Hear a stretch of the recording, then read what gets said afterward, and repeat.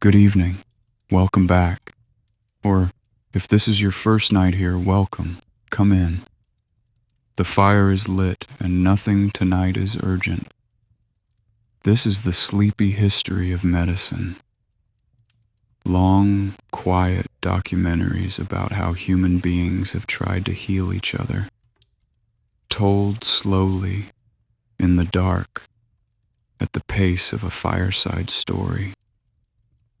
You don't have to follow any of it. Nothing will be on the test. If you fall asleep somewhere in the middle, somewhere among the dye factories and the bedpans and the moldy melon, and you will hear about all of them, then the evening has done exactly what it was built to do. Begin in Washington in the first week of July, 1924, at night. The White House is quiet, but there is a lamp burning in one upstairs window, and it has been burning for days.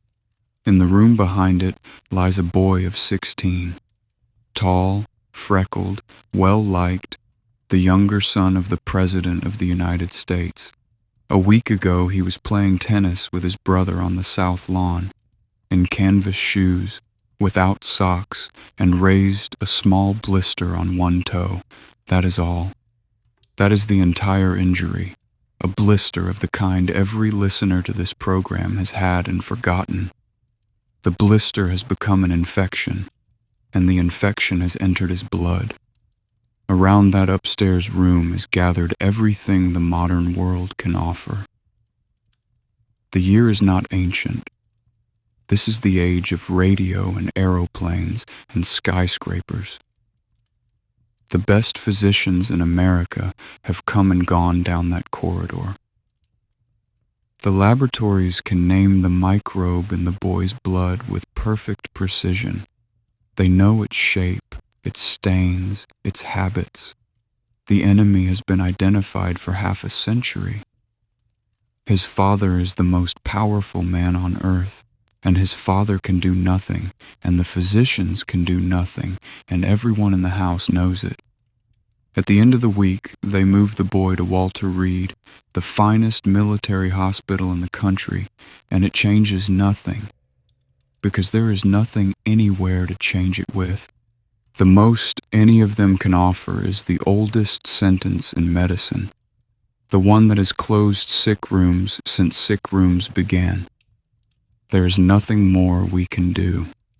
Calvin Coolidge, Jr. died on the 7th of July, 1924, of a blister, the best attended patient on the planet. His father wrote afterward that when his son went, the power and the glory of the presidency went with him.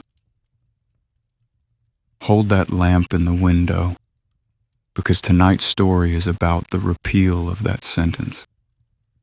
It took roughly 40 years, and almost none of it went the way anyone planned.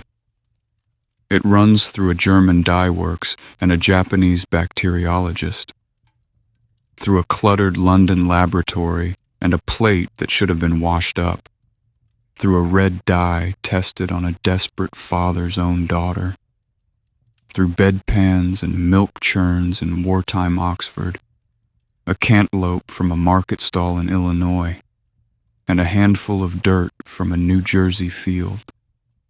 At the end of it, the sentence that closed the boy's door had been struck out, not for everything, but for a great host of the oldest killers in the series, and the proof of the repeal sits tonight, unremarked, on the middle shelf of every pharmacy on earth. We told you 2 episodes ago about a white plastic bottle that would have saved Constantinople. Tonight is the story of how that bottle came to exist. So settle in. The lamp is burning. The house is quiet. And somewhere in the dark of a laboratory shelf, a spore is drifting, looking for a place to land. Chapter 1. The World Before.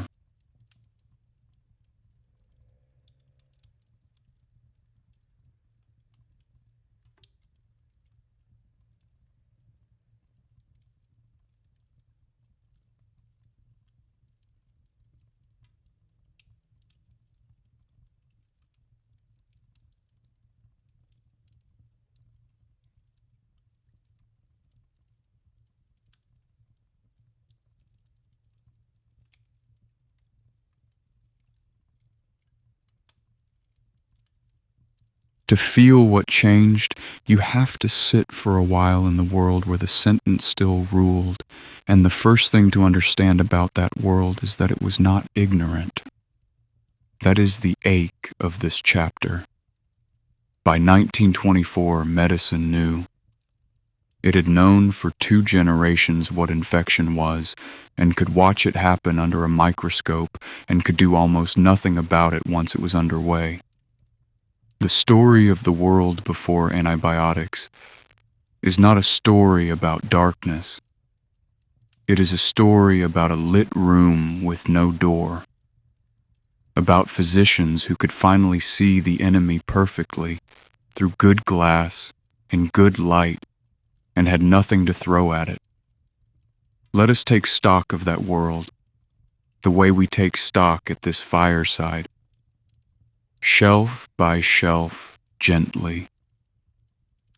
Consider first what could kill you, because the honest answer is almost anything by one route. The scratch from the rose bush, the blister from the tennis shoe, the barber's razor, the splinter in the thumb, the tooth pulled badly, the appendix, the childbirth gone slightly and then catastrophically wrong. None of these things killed by themselves. They killed by opening a door. And once the microbes were through the door and into the blood, medicine's whole 4,000-year cabinet, every drawer of it we have opened across 6 episodes, held nothing that could follow them in and fight. Pneumonia was so routine an executioner of the old and the weakened that the medical writers of the age called it, almost fondly, the captain of the men of death. An old phrase, John Bunyan's originally, that the 19th century kept in circulation because nothing had come along to retire it. Tuberculosis. Consumption. The slow fire we met in our opium episode, whose patients coughed toward death with nothing else on offer while the pharmacists measured out their laudanum, killed more human beings in the 19th century than war did. And the infections of surgery and childbirth were so predictable that both institutions were, in a plain sense, gambles.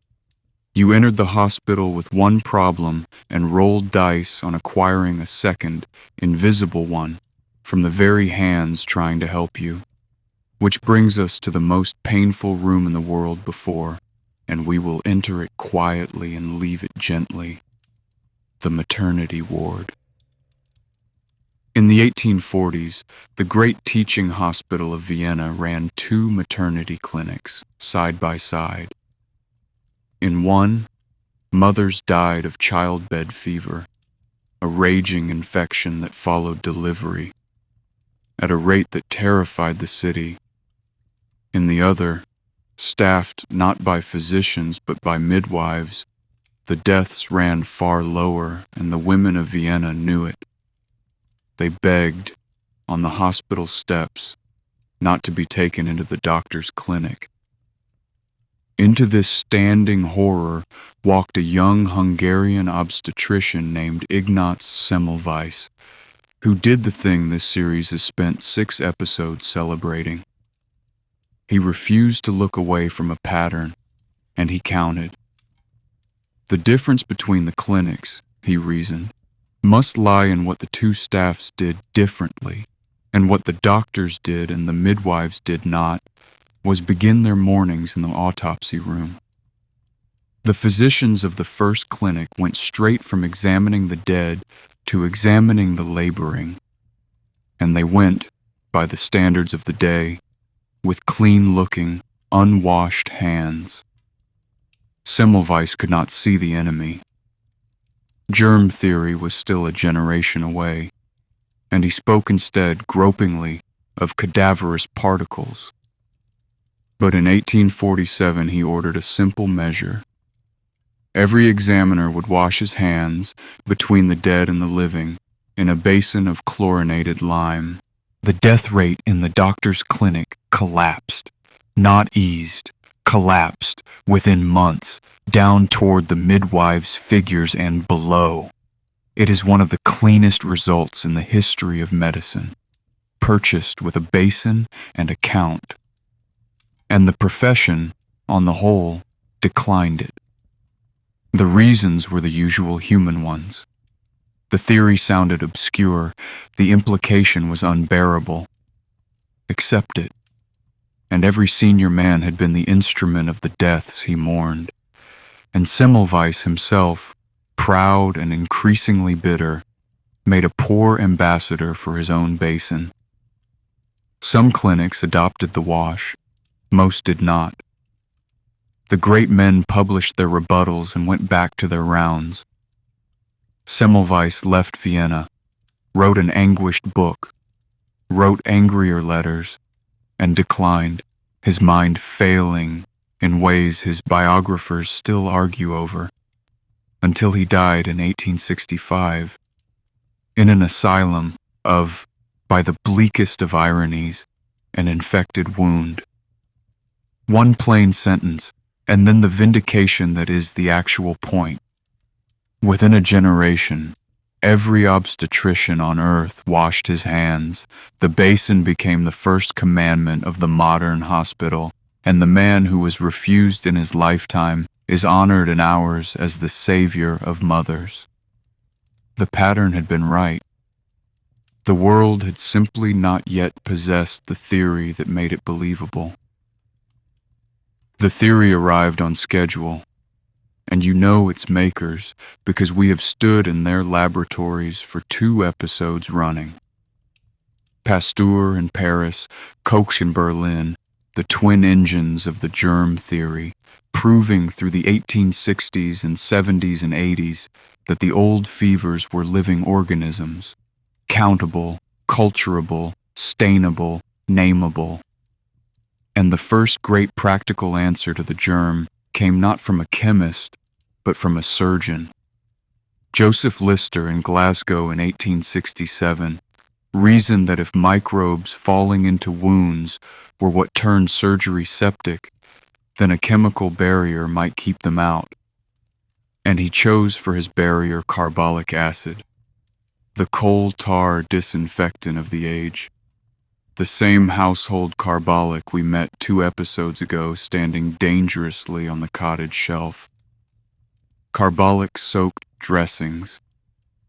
Instruments passed through carbolic. The famous carbolic spray fogging the theater air until the surgeons worked in a fine antiseptic mist. And it worked. The amputation wards stopped smelling of death. Compound fractures stopped being a sentence, surgery over the following decades, as Lister's antisepsis matured into the cleaner logic of asepsis. Keeping the microbes out in the first place became something one could plan to survive. Lister lived long enough to become a legend, and to have an American mouthwash named after him in tribute, Listerine, launched by admirers as originally a surgical antiseptic.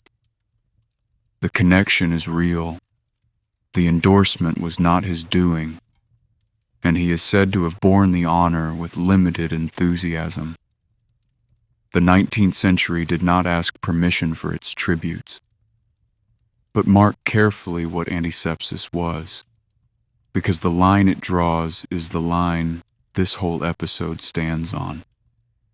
Carbolic guarded the door. It could keep microbes out of a wound, wash them from a hand, fog them out of the theater air.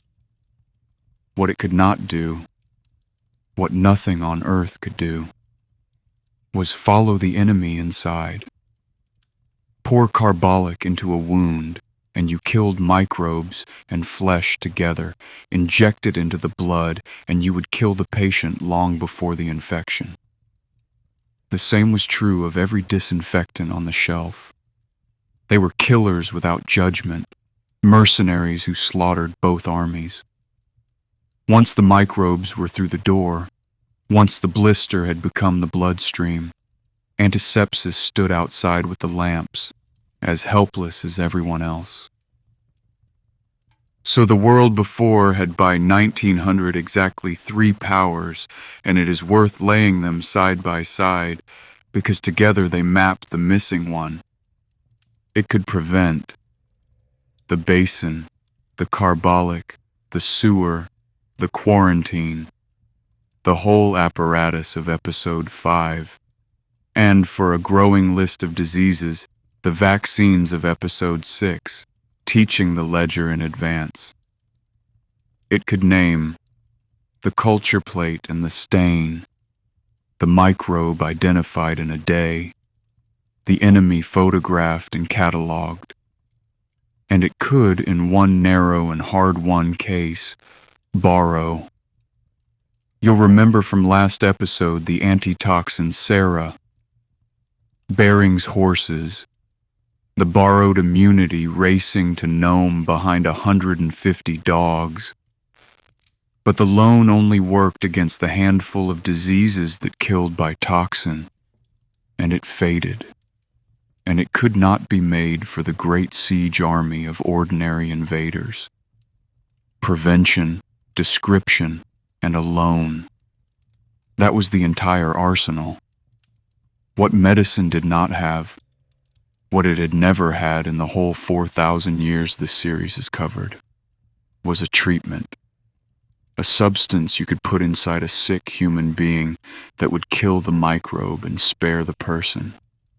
The physicians of 1900 even had a name for the missing thing, a way of stating the problem's cruelty in one phrase. What was needed was a selective poison. Selective toxicity, the books would come to call it. A killer with judgment. A poison that could tell the difference between the enemy's cells and our own, in the dark, 10 billion times over, without one mistake. Put that way, you can hear why sensible people doubted it existed. A microbe and a human cell are both life. A poison subtle enough to strike one and spare the other sounded less like chemistry than like wishing. The old dream of the theriac jar in modern dress. One more universal remedy for the shelf of episode 1. The physicians at the boy's bedside in 1924 were not fools, and they were not idle. They drained what could be drained, transfused. What could be transfused, and stood in the lit room with no door, knowing precisely what was killing him and possessing nothing that could be sent in after it. And yet the selective poison did exist. It existed twice over. Once in a chemist's imagination, and once, quite literally, in the air. The imagination came first, and it belonged to a small, cigar-smoking German professor who had spent his whole career besotted with, of all unlikely things, dye, with the strange, particular way that certain colors dabbed on a slide would stain one kind of cell and pass every other kind by. Stain one thing and not another. Choose. Select. He looked at that everyday miracle of the microscope bench for 30 years and asked the question that opens the modern pharmacy. If a dye can find one cell among millions to color, why not a dye that finds one cell among millions to kill? His name was Paul Ehrlich, and he called the thing he was hunting a magic bullet. Next door, in Chapter 2, we'll watch him count his way to it, compound by compound, failure by failure, all the way to number 606. Chapter 2, The Magic Bullet.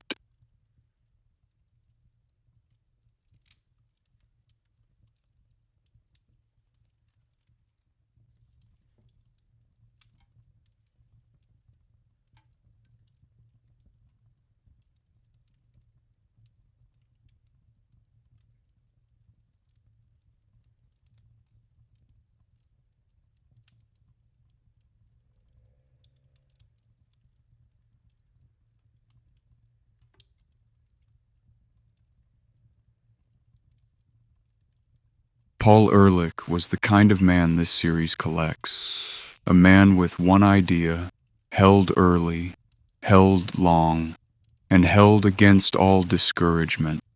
And his idea, improbably, was color. He came from a Silesian family of the commercial middle class, innkeepers, distillers, a celebrated cousin who pioneered the staining of biological tissue, and he passed through medical school in the 1870s as an indifferent student with one consuming obsession: dyes. This was, remember, the great age of German dye chemistry. The aniline works of the Rhine were conjuring colors out of coal tar that no cloth had ever worn before. Mauves and magentas and brilliant blues, and making the empires of fashion and textile that funded everything else in this chapter. Ehrlich cared nothing for the cloth. He had noticed the thing every histology student notices, and almost none of them stop at. Put a drop of dye on a slide of tissue, and the color does not spread evenly. It chooses.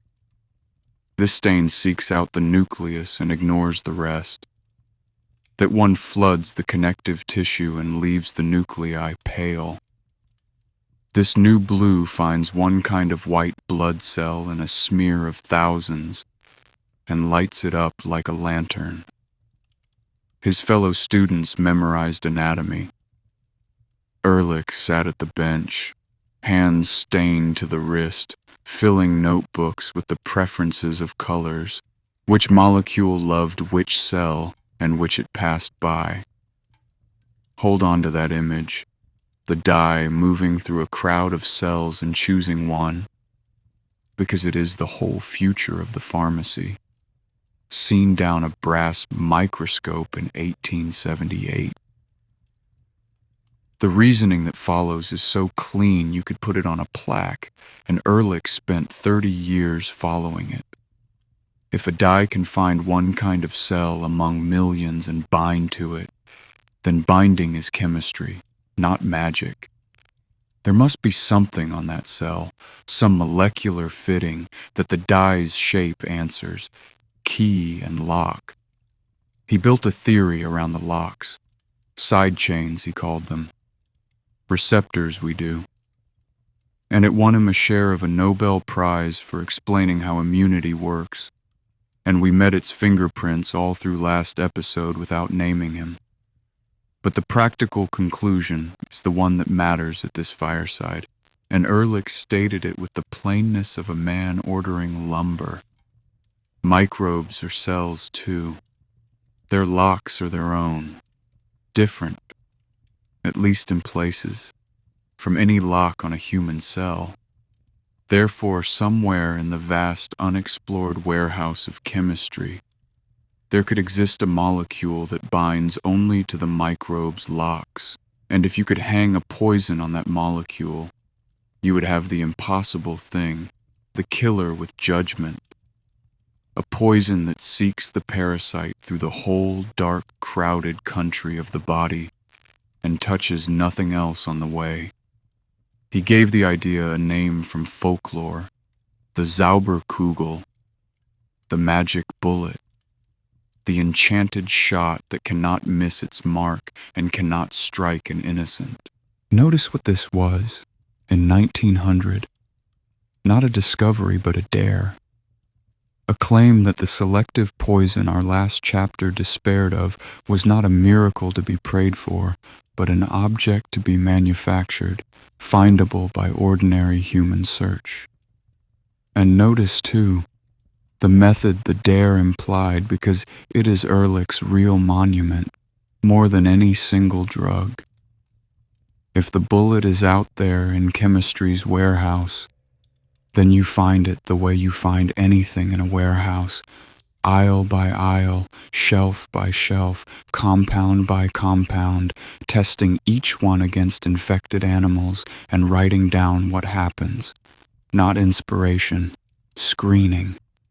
The patient, numbered, industrial-scale sifting of molecules that every pharmaceutical laboratory on Earth still does at this hour. Tonight, that is Ehrlich's furniture. And the numbering of the compounds in his Frankfurt Institute is why the hero of this chapter is not a person, but a figure. Compound number 606. He liked to say, and being Ehrlich, he said it often, through cigar smoke, in an office so drowned in papers that visitors describe waiting, that success in research needs the 4 big G's, Geld, Geduld, Geschick, and Glück. Money, patience, skill, and luck. Tonight's whole episode is arranged more or less in that order. The early tries taught him the shape of the problem. Methylene blue, his beloved blue, the one that lit up nerve fibers and promisingly malaria parasites, was tried against malaria in the 1890s. It worked a little, feebly, not enough. A dye called trypan red did something real against the trypanosomes of sleeping sickness in mice, the first man-made compound to touch a parasitic disease at all, but stumbled in larger animals. The bullets, so far, wobbled. And then Ehrlich did the unglamorous, decisive thing. He changed ammunition. There was an arsenic compound called atoxyl, not poison, an optimistic name if ever the era coined one, known to act on trypanosomes and known at useful doses to blind patients and worse. You will recognize the material because we spent a chapter of our poisons episode with it. Arsenic, the old inheritance powder, the Fowler's solution paradox. The poison that was always also a medicine. Ehrlich's bet was that atoxyl's arsenic warhead was sound and only its guidance was crude, that chemistry could file and refile the molecule around the arsenic until it learned manners. Hundreds of variants, each numbered, each tested, each filed away with its results through the whole first decade of the new century. In 1909, there arrived in the Frankfurt Institute a meticulous Japanese bacteriologist named Sahachiro Hata, who had mastered a new and vital art, infecting rabbits reliably with syphilis, which meant that for the first time the disease could be tested against, compound by compound. Ehrlich set Hata to re-screening the whole arsenical back catalog, the shelved failures included, and Hata, working through them with the patience the 4Gs demanded, came in the late summer of 1909 to a compound synthesized 2 years earlier and set aside as unpromising, number 606. In Hata's rabbits, it did what nothing in the whole history of this series had ever done. It went in, found the spirochete of syphilis, and cleared it.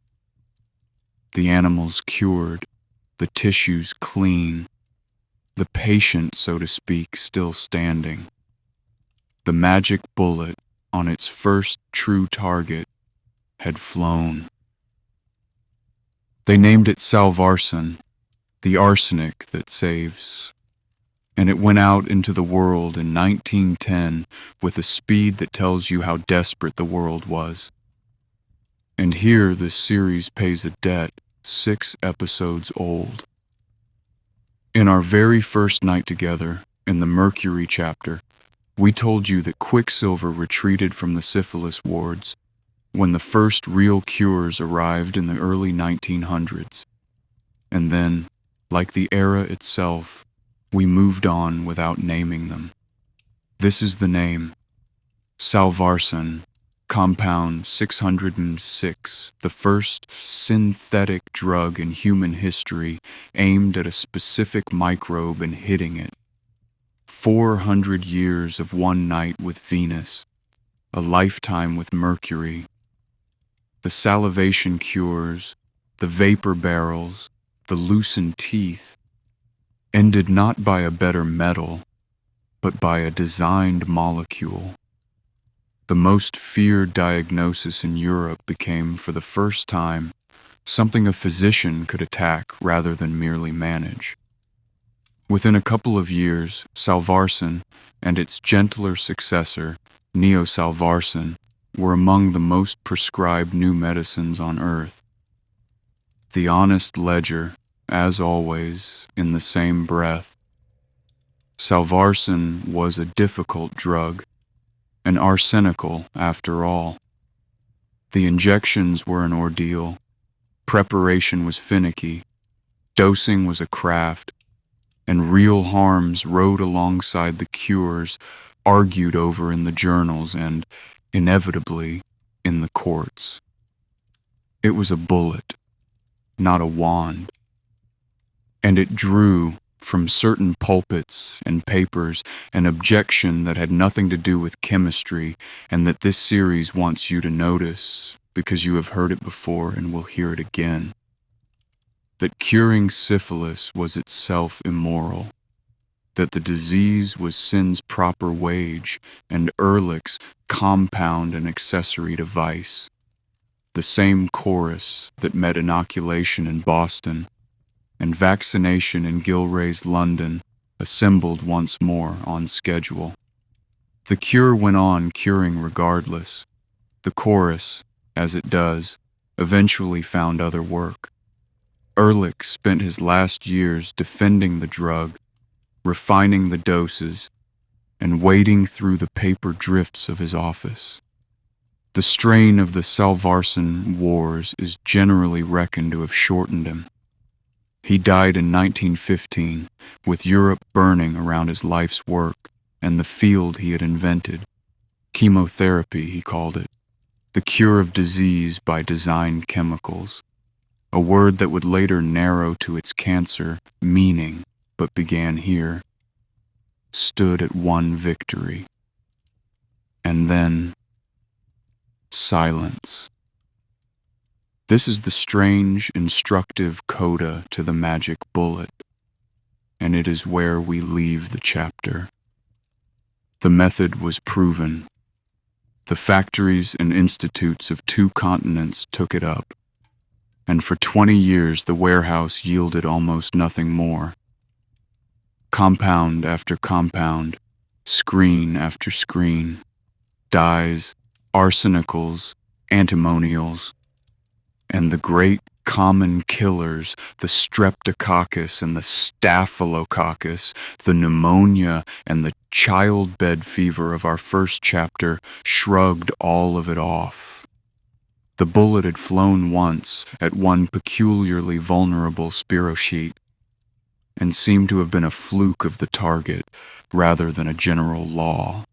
By the mid-1920s, by the summer of the lamp in the White House window, sober scientific opinion had settled into a weary consensus that ordinary bacterial infection was, perhaps, simply not the kind of problem chemistry solves. Which is precisely the moment in this series when you should glance at the windowsill. Because the next bullet was not designed, and not numbered, and not even wanted. It drifted in on the air of a London autumn, landed on a dish nobody had washed, and waited for a man untidy enough to leave it there and curious enough to look twice. Chapter 3. The Mold in the Window.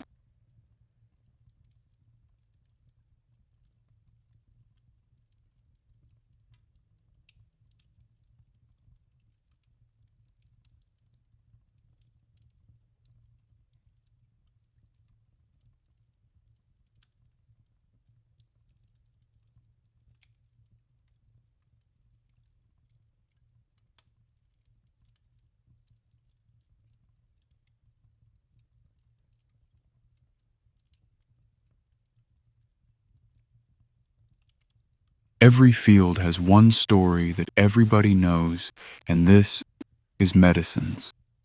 September 1928. A cluttered laboratory over Praed Street in Paddington. A researcher back from his summer holiday. A stack of culture plates waiting to be washed, and on one of them, a spot of mold. And around the mold, a clear ring where the bacteria had died. The researcher looks at it, and instead of sighing and reaching for the disinfectant, says, by his own later account mildly, "That's funny. And the world is never the same. It is a true story, mostly, and we are going to tell it with pleasure. But this is the series it is, and by now you know our habits. The more perfectly shaped a story is, the more carefully we check the joinery. So let us tell the legend first, and then, gently, admiringly, the way one restores an old painting, let us look at what is underneath. Alexander Fleming was a Scottish farmer's son, small, quiet to the point of legend. Colleagues wrote whole paragraphs about his silences, with pale blue eyes and a genius for noticing. He had come up through St. Mary's Hospital as a bacteriologist under the great vaccine evangelist Almroth Wright, served in the wound infection laboratories of the First World War, where he had shown in careful experiments the surgeons did not thank him for, that the harsh antiseptics of the day often did more harm than good in deep wounds, killing the body's defenders while the bacteria sheltered in the tissue. The carbolic lesson of our first chapter, proven again at scale and again, largely ignored. The war marked him, as it marked everyone in this story's generation. He had watched young men die of infected wounds by the ward full, with nothing to offer, and he came home from it hunting, patiently in his silent way, for something that would kill the microbe without killing the man. He had even found one, 6 years before the famous plate. In 1922, nursing a cold, Fleming, and this detail tells you everything about the man, dripped a little of his own nasal mucus onto a culture plate out of sheer curiosity, and discovered that something in it dissolved bacteria on contact.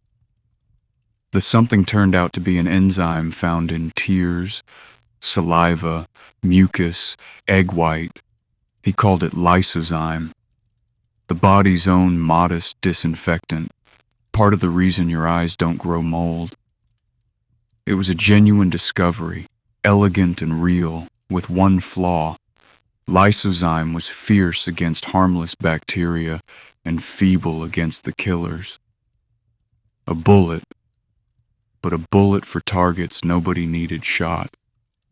Remember lysozyme, though, because it means that when the great accident arrived, it did not arrive in front of a random man. It arrived in front of possibly the only bacteriologist in London who had already spent 6 years studying substances that dissolve bacteria, and who had a standing habit of looking twice at contaminated plates instead of washing them. Chance, as we heard last episode in a French accent, favors the prepared mind. Now, the plate. Late summer, 1928. Fleming goes on holiday to Scotland, leaving on his bench a stack of petri dishes seeded with staphylococci, the blister microbe, the boil microbe, the microbe that killed the boy in our cold open.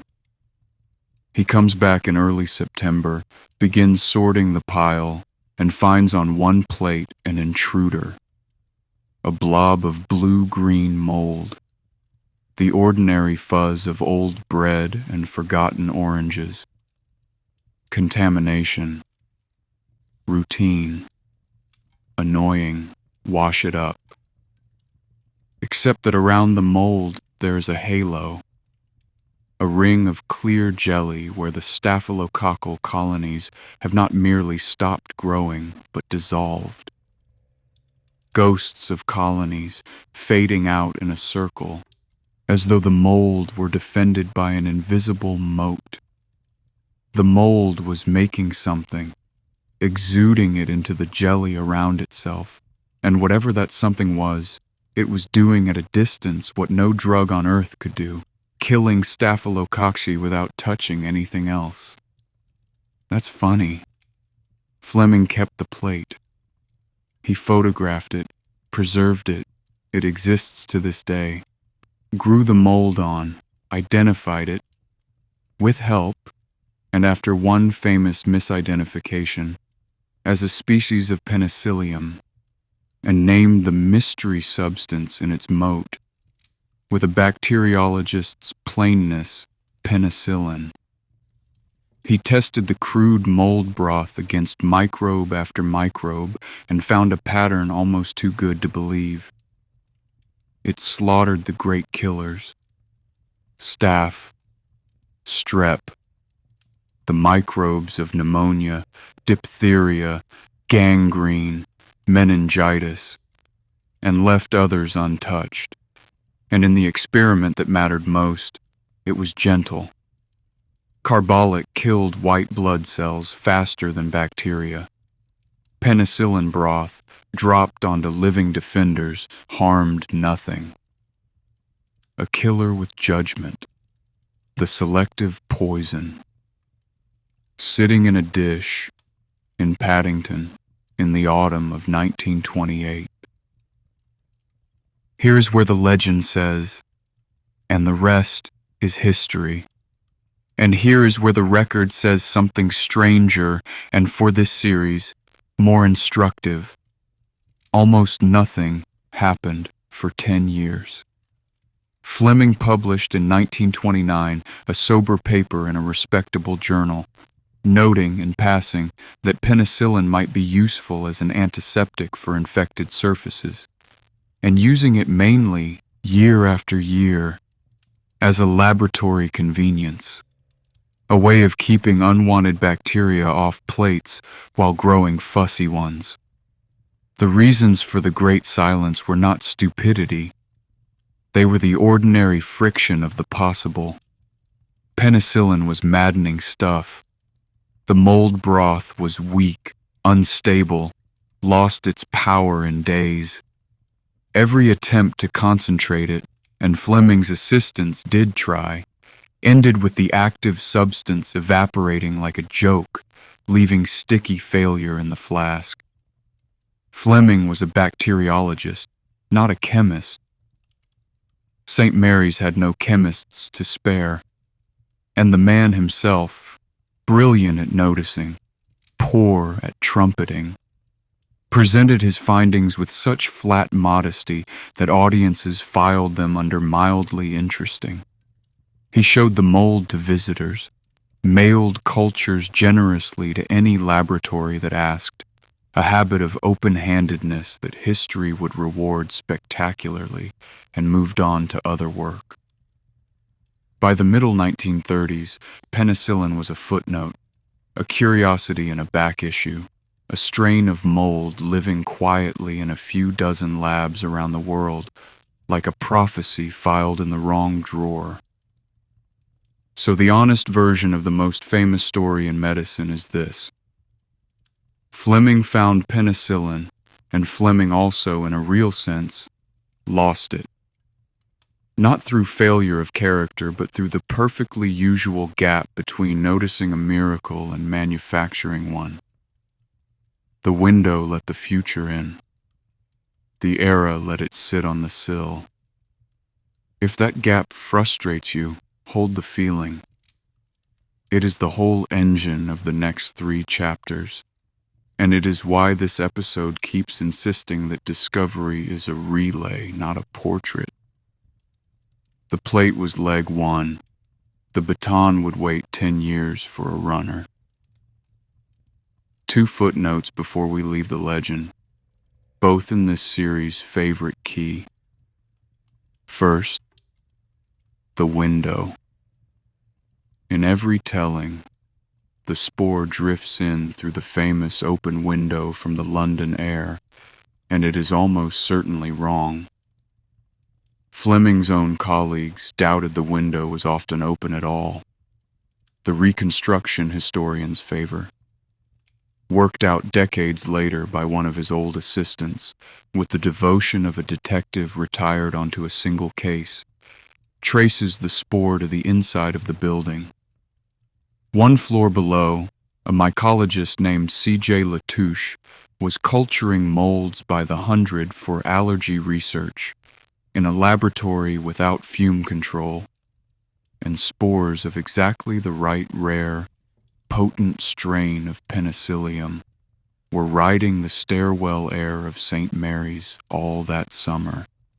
At a fluke of weather, a cool spell that let the mold establish before a warm spell woke the staphylococci, in precisely that order and no other, and the miracle resolves, as our miracles usually do, into a chain of small accidents in a building full of prepared minds. The mold did not come from the wide sky. It came from downstairs. Somehow, at this fireside, that is better. And second, the ghosts. Fleming was not the first human being to point at this door. In 1897, 31 years before the plate, a French military medical student named Ernest Duchesne submitted a doctoral thesis on the antagonism between molds and microbes, showing that a penicillium could protect inoculated animals from typhoid bacilli. The thesis was received, filed, and forgotten, and Duchesne, one quiet sentence, as we do, died young of tuberculosis, the disease this episode will finally corner in Chapter 7 without ever seeing his idea vindicated. And behind him, the folk memory, moldy bread and moldy cheese pressed onto wounds in Egypt, in Greece, in the farmhouses of every country these episodes have visited. A practice recorded across millennia, impossible now to audit, but sitting in the record like a wink. The pharmacy's greatest secret spent several thousand years disguised as something your grandmother did. The plate went into a drawer, the mold went into the mail, and the next leg of the relay went, of all directions, backward into the dye factories, because while penicillin slept, the daughter of a German chemist was about to become desperately ill, and her father happened to command the largest chemical screening operation on Earth. Chapter 4. The Sulfa Years.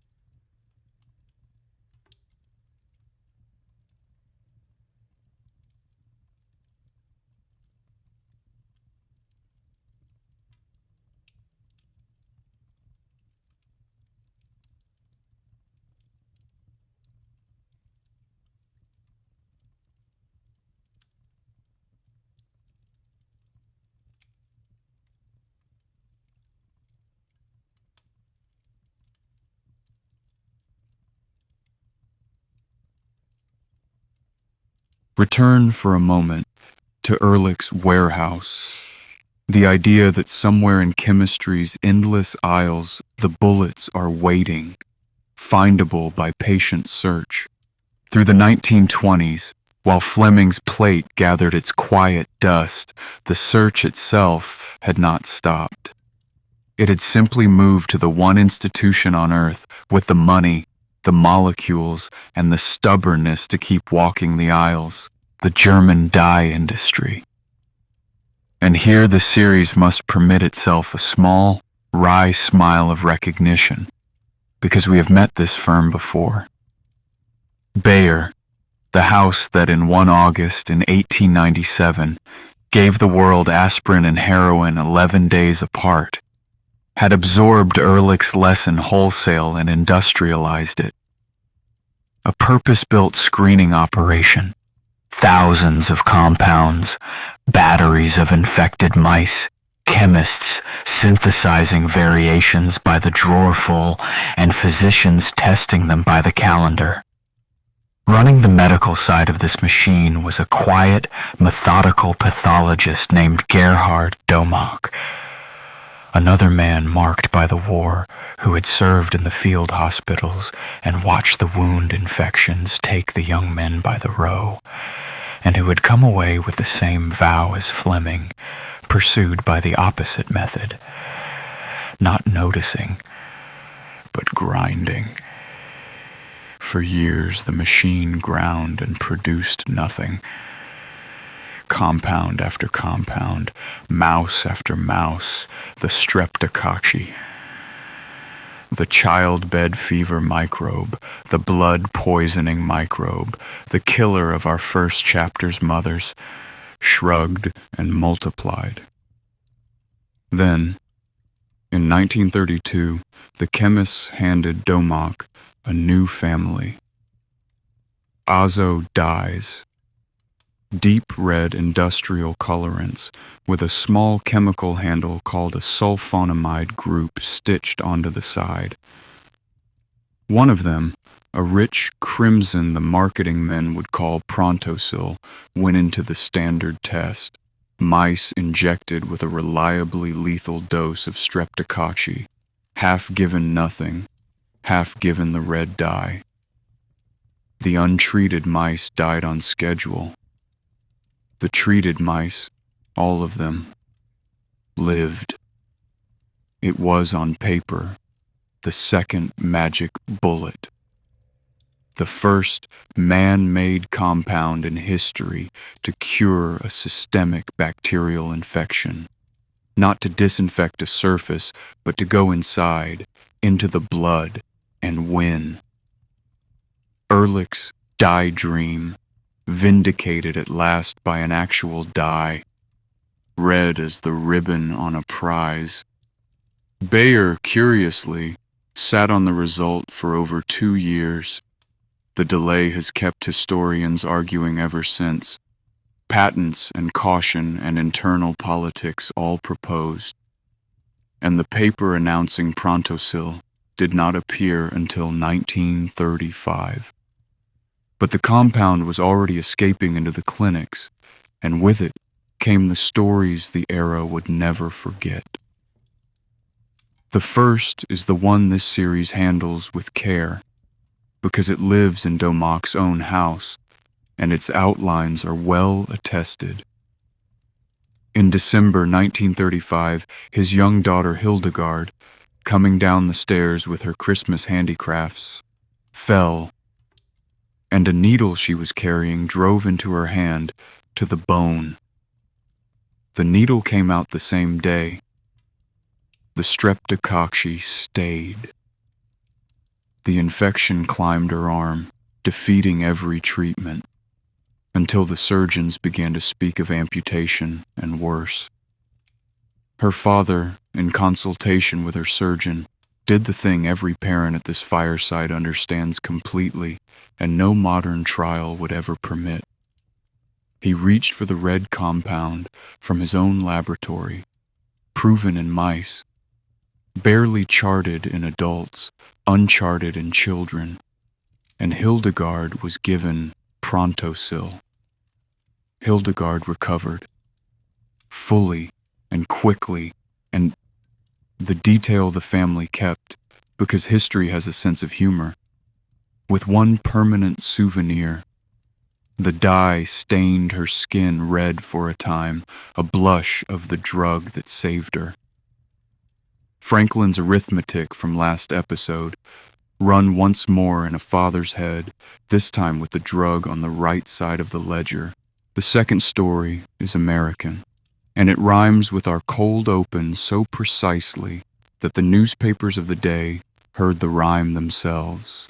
In November 1936, Franklin D. Roosevelt Jr., son of the sitting president, lay in a Boston hospital with a streptococcal throat infection turning toward blood poisoning. The same class of microbe, the same descent, the same lamp in the same kind of window that the Coolidges had sat beside 12 years earlier. This time the physicians had something to give. The new Sulfa drug. Prontosil by injection, and tablets of an American formulation sold as Prontilin. And the young man's recovery ran on the front page of the New York Times with the drug's name in the headlines. 12 years. That is the width of the door between the world where a president's son dies of a blister and the world where a president's son goes home from the hospital. 12 years and one red dye. The Sulfa craze began that week. And this time the century was ready to say yes so fast that saying yes became its own disaster, which is the next page but one. First, though, the joke, because buried inside Prontosil was one of the finest jokes chemistry ever played on commerce.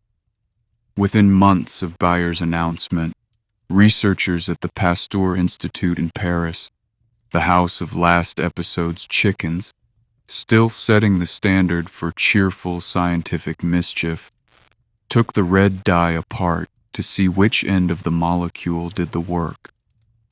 The answer: neither end Bayer cared about. The body, it turned out, snapped Prontosil in two, and all the healing lived in the smaller half. Plain sulfanilamide, a simple, colorless industrial chemical first synthesized in 1908, sitting in the public literature for nearly 30 years, patent long expired, free to anyone with a kettle. The magnificent red dye was a delivery van. The medicine was the cardboard box. Every drug company on Earth could make sulfanilamide by the barrel, and promptly did under some hundreds of trade names. And the age of sulfa arrived everywhere at once, unowned, uncontrolled, and cheap as aspirin. What sulfa did, for a few astonishing years, was repeal death retail, childbed fever, the horror of our first chapter, Semmelweis's enemy, collapsed before it. Streptococcal blood poisoning, erysipelas. Scarlet fever's complications, gonorrhea, many pneumonias.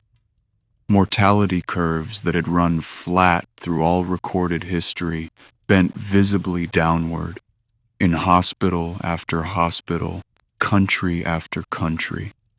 And because this series never lets a triumph off without its ledger, the same uncontrolled abundance delivered the catastrophe we told you about in our very first episode, whose full context you now finally have.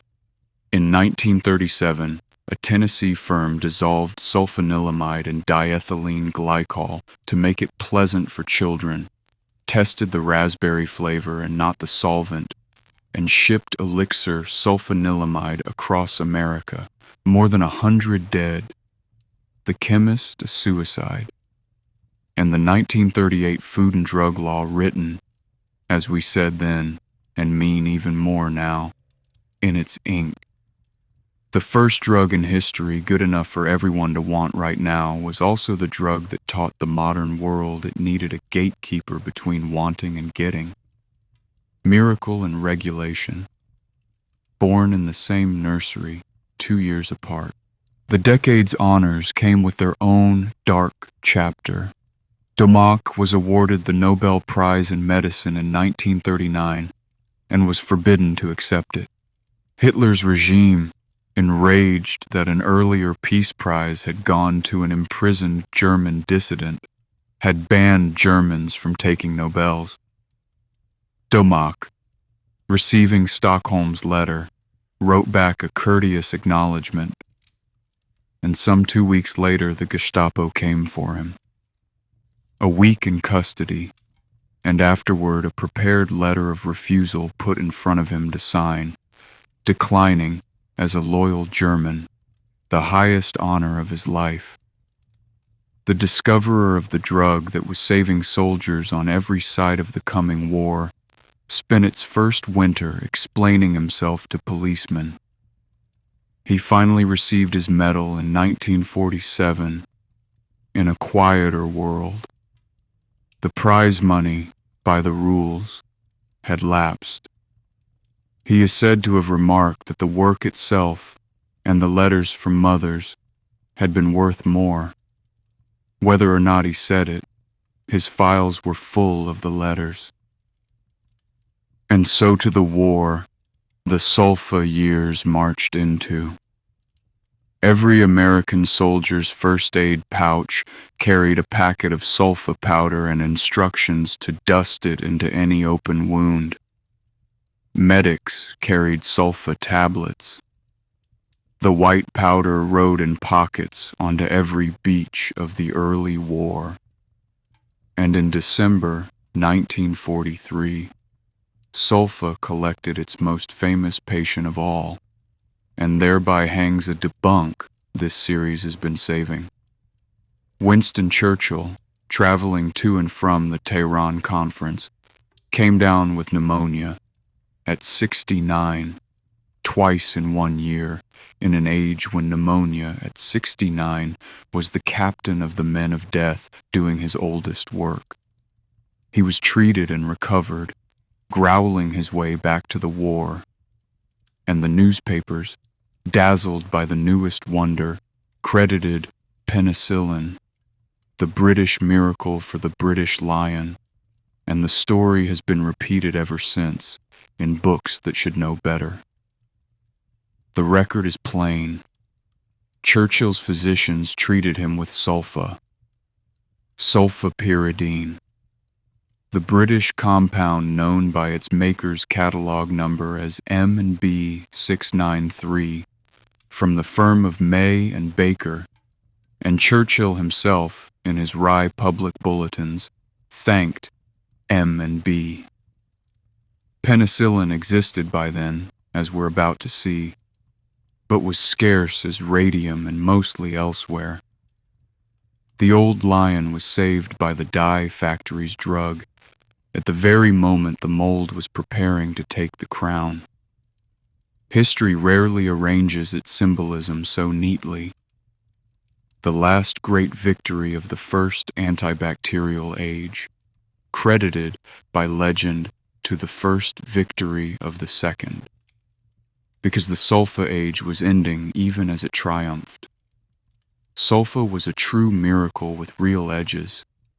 It slowed bacteria rather than slaughtering them, needed the body's own defenses to finish the job, failed against deep abscesses and several major killers, provoked rashes and worse in an unlucky fraction. And within a few years of mass use, the microbes began, in scattered wards and then in many, to stop responding. The first faint bars of a melody we will hear in full in Chapter 8. The world needed the stronger thing, the killer rather than the slower.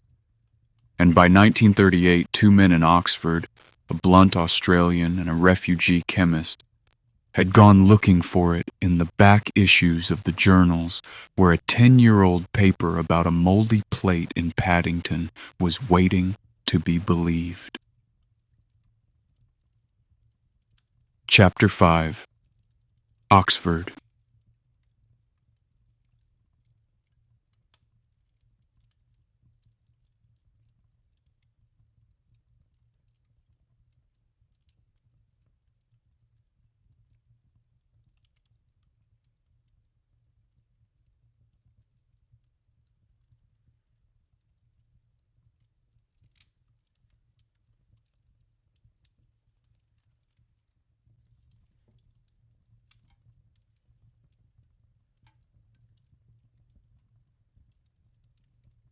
The men who picked up the baton could hardly have been less like Fleming or each other. Howard Florey was an Australian, a Rhodes Scholar turned professor of pathology, blunt as a fence post, allergic to sentiment. A man who described his own motives with disconcerting honesty. He was not, he insisted all his life, on a mission of mercy. He was a scientist, interested in a fascinating problem, the strange chemical warfare among microbes. And if humanity benefited, that was, in his phrase, a happy byproduct. This series has met enough plaster saints to find him restful. Ernst Chain was his chemist, a German Jewish refugee who had left Berlin in 1933 with 10 pounds in his pocket, brilliant, prickly, passionate. Florey's temperamental opposite in every particular, which made them, in the classic pattern, a formidable machine with a grinding gearbox. And around them, at the Sir William Dunn School in Oxford, stood the team the legend usually forgets. Above all, Norman Heatley, the quiet, endlessly ingenious apparatus man. Remember the name because improvisation is about to become the hero of this chapter. And in time, a staff of young women history remembers as the penicillin girls, tending mold like dairy workers of a very strange new farm. The project began, note well, as reading. In 1938, Chain, combing the literature on substances that kill bacteria, he knew Fleming's lysozyme work, which is the thread that led him, came upon the 1929 penicillin paper, 10 years old, essentially unpursued, describing a substance of spectacular promise abandoned for chemical fussiness.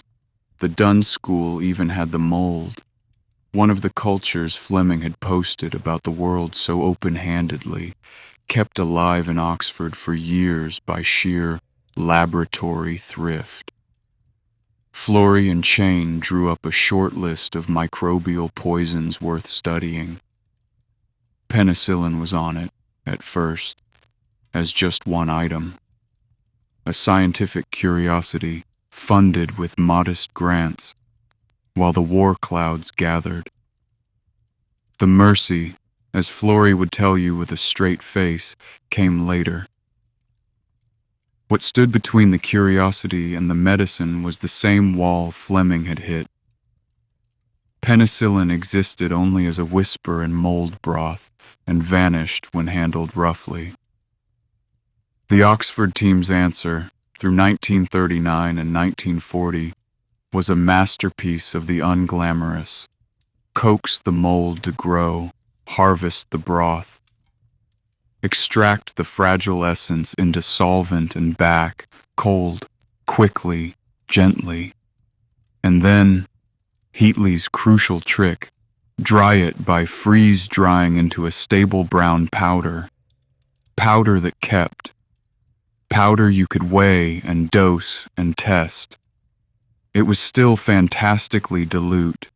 The team's early, pure penicillin was, they later learned, mostly impurities, which makes what it did all the more astonishing.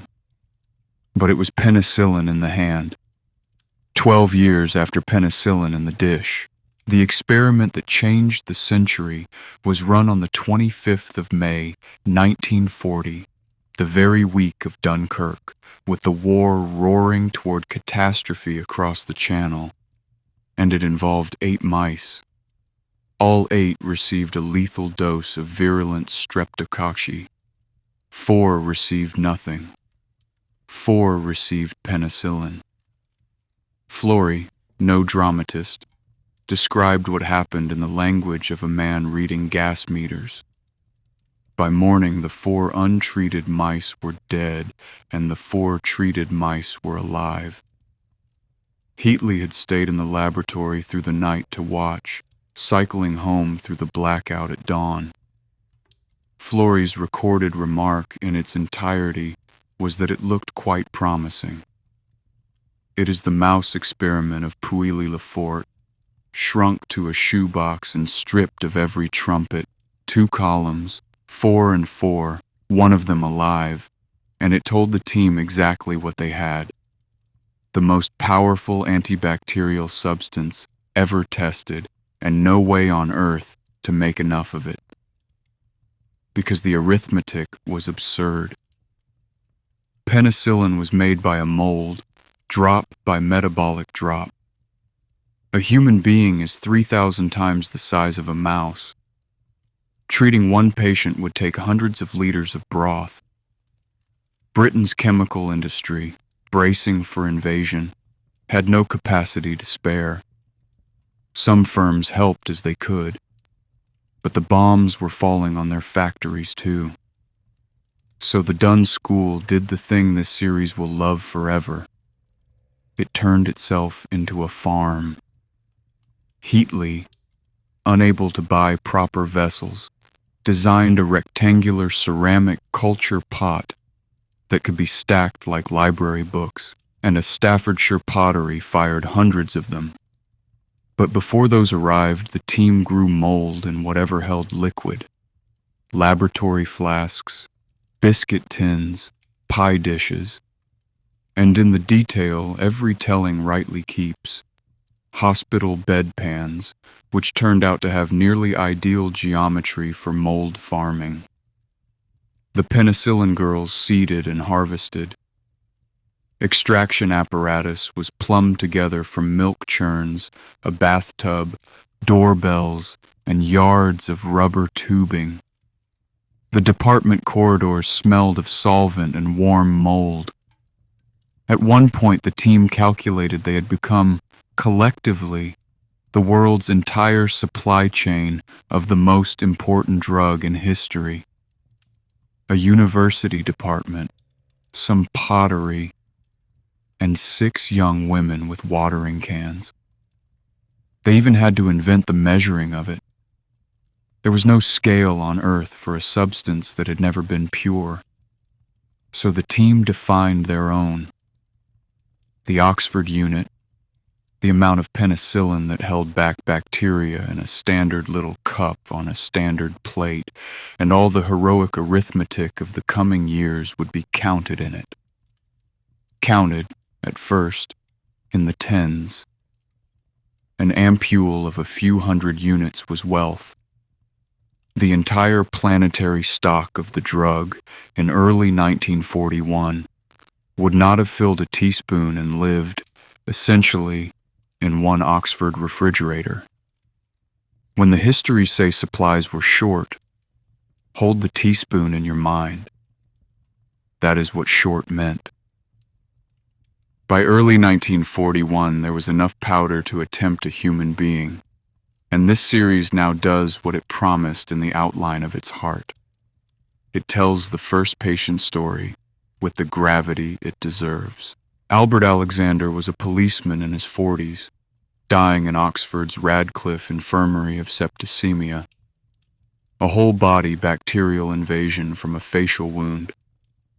The version every history told for 80 years, a scratch from a rose thorn in his garden, turns out, on the modern record and his own family's testimony, to be a myth. The likelier truth is that Constable Alexander was wounded in a German air raid in the autumn of 1940 when his Southampton police station was hit. A small cut from a large war, which then did what small wounds did in the world before. This series prefers the true version, and not only on principle. The rosebush made it a fable. The air raid makes it the era, in one sentence. By February 1941, the infection had cost him an eye and was consuming him despite every sulfa drug in the pharmacy. He was, in the terrible old phrase, a suitable case, a man with nothing to lose. On the 12th of February, he received the first therapeutic injection of purified penicillin in history, and then more, on a schedule. And what happened over the following days astonished the ward staff. The fever fell, the discharges dried. The man sat up, ate, and began, visibly, measurably, to heal. The team, meanwhile, was recovering penicillin from his urine. The drug passes through the body largely unchanged, and every drop was precious, cycling it back from the hospital to the lab for repurification. A closed loop of desperation and thrift, the most valuable substance on earth being farmed, in part, from its own first patient. And on the 5th day, the powder ran out. The infection, beaten back but not destroyed, regathered, and Albert Alexander relapsed and died in March. In the plain sentence this chapter owes him. The team's grief settled into a rule they never afterward broke: never again begin a treatment they could not finish, and into a colder calculation that shaped the next patients. Children, needing smaller doses, could be carried further on the same supply. Among the cases that followed, the recoveries began to outnumber the tragedies. The Lancet paper of August 1941 reported results no clinician could read without understanding that medicine had changed. Penicillin worked in human beings, worked through the body, at the site of infection, against the great killers with almost no harm to the patient. The bullet was real. There was simply, still, no factory. And Britain, in 1941, could not build one. Not while building Spitfires with the same steel and the same hands, not with its chemical plants under the Luftwaffe's attention. Florey saw the conclusion with his usual absence of romance. The only industrial base on Earth with the scale, the fermentation expertise, and the peace to grow a new drug by the ton was America. In June 1941, he and Heatley boarded a blacked-out flight out of a blacked-out country, carrying the strain and the know-how, and the legend that the mold was smeared into the lining of their coats so that no traveling bag could be lost with the future inside it, is charming, is everywhere, and is best told as the team told it later. The real precaution was simpler and sounder, for the strain already lived safely in several laboratories, and Florey's own great anxiety was different. That a drug developed with British pennies would be harvested by foreign patents, a worry that would prove in the event well-founded and is a story for another fireside. What matters tonight is the direction of the flight. West, out of the war's shadow, toward corn country. Because the next chapter of the mold story does not happen in a university at all. It happens in a government laboratory in Peoria, Illinois, and its heroes include a vat of corn syrup, an army of soil-sifting volunteers, and one slightly overripe melon from a market stall. Chapter 6: The Factory.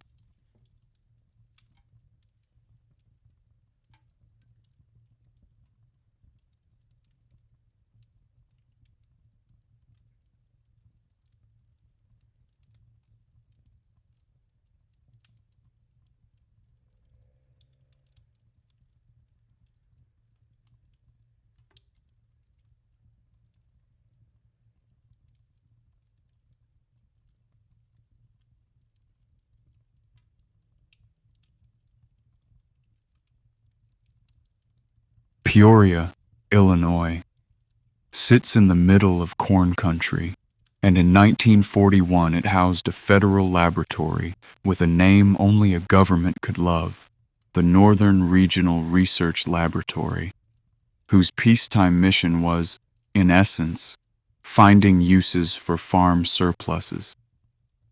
It was staffed by people who understood fermentation the way Oxford understood pathology. Molds and yeasts and vats were their daily bread. When Florey and Heatley arrived that July, carrying their strain and their brown powder and their teaspoon scale arithmetic, the Peoria men listened, nodded, and made, in short order, 2 contributions that changed the yield of penicillin not by percentages, but by orders of magnitude. The first came out of the surplus mission itself. Casting about for a cheap growth medium, the laboratory tried the local waste product it existed to find uses for. Corn steep liquor, the thick brown leftover of corn milling, produced by the River Full in Illinois and good, until then, for very little. The mold adored it. Yields multiplied on the spot. The despised byproduct turned out to be very nearly the perfect food for the most valuable organism on Earth.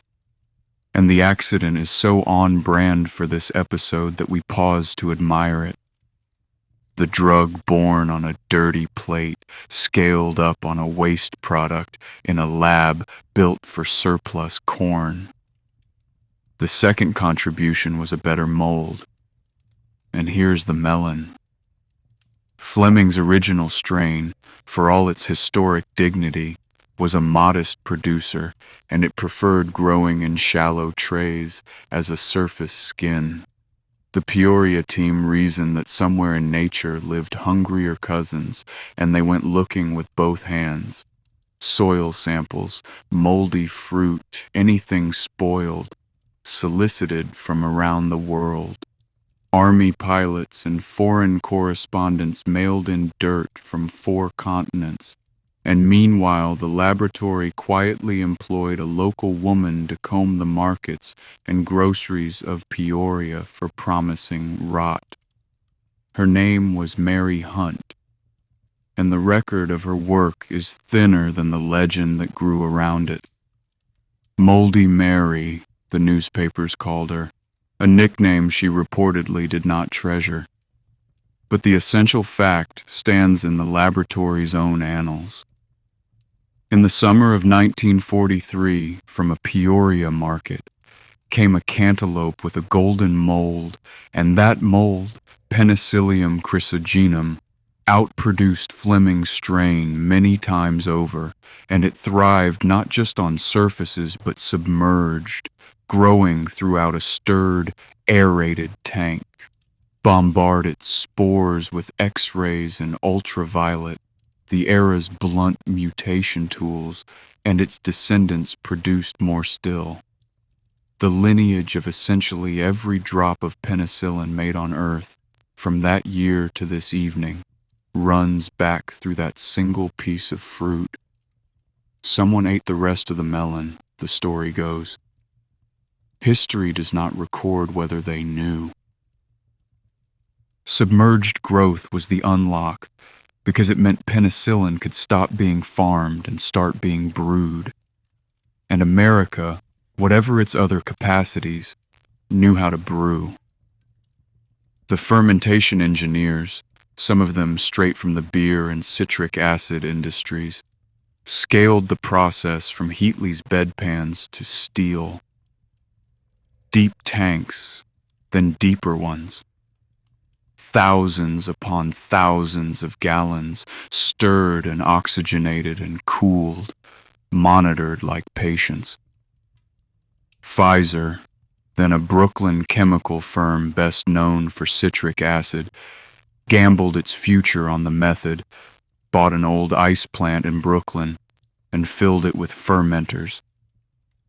A dozen other firms, marshaled by the War Production Board, did the same.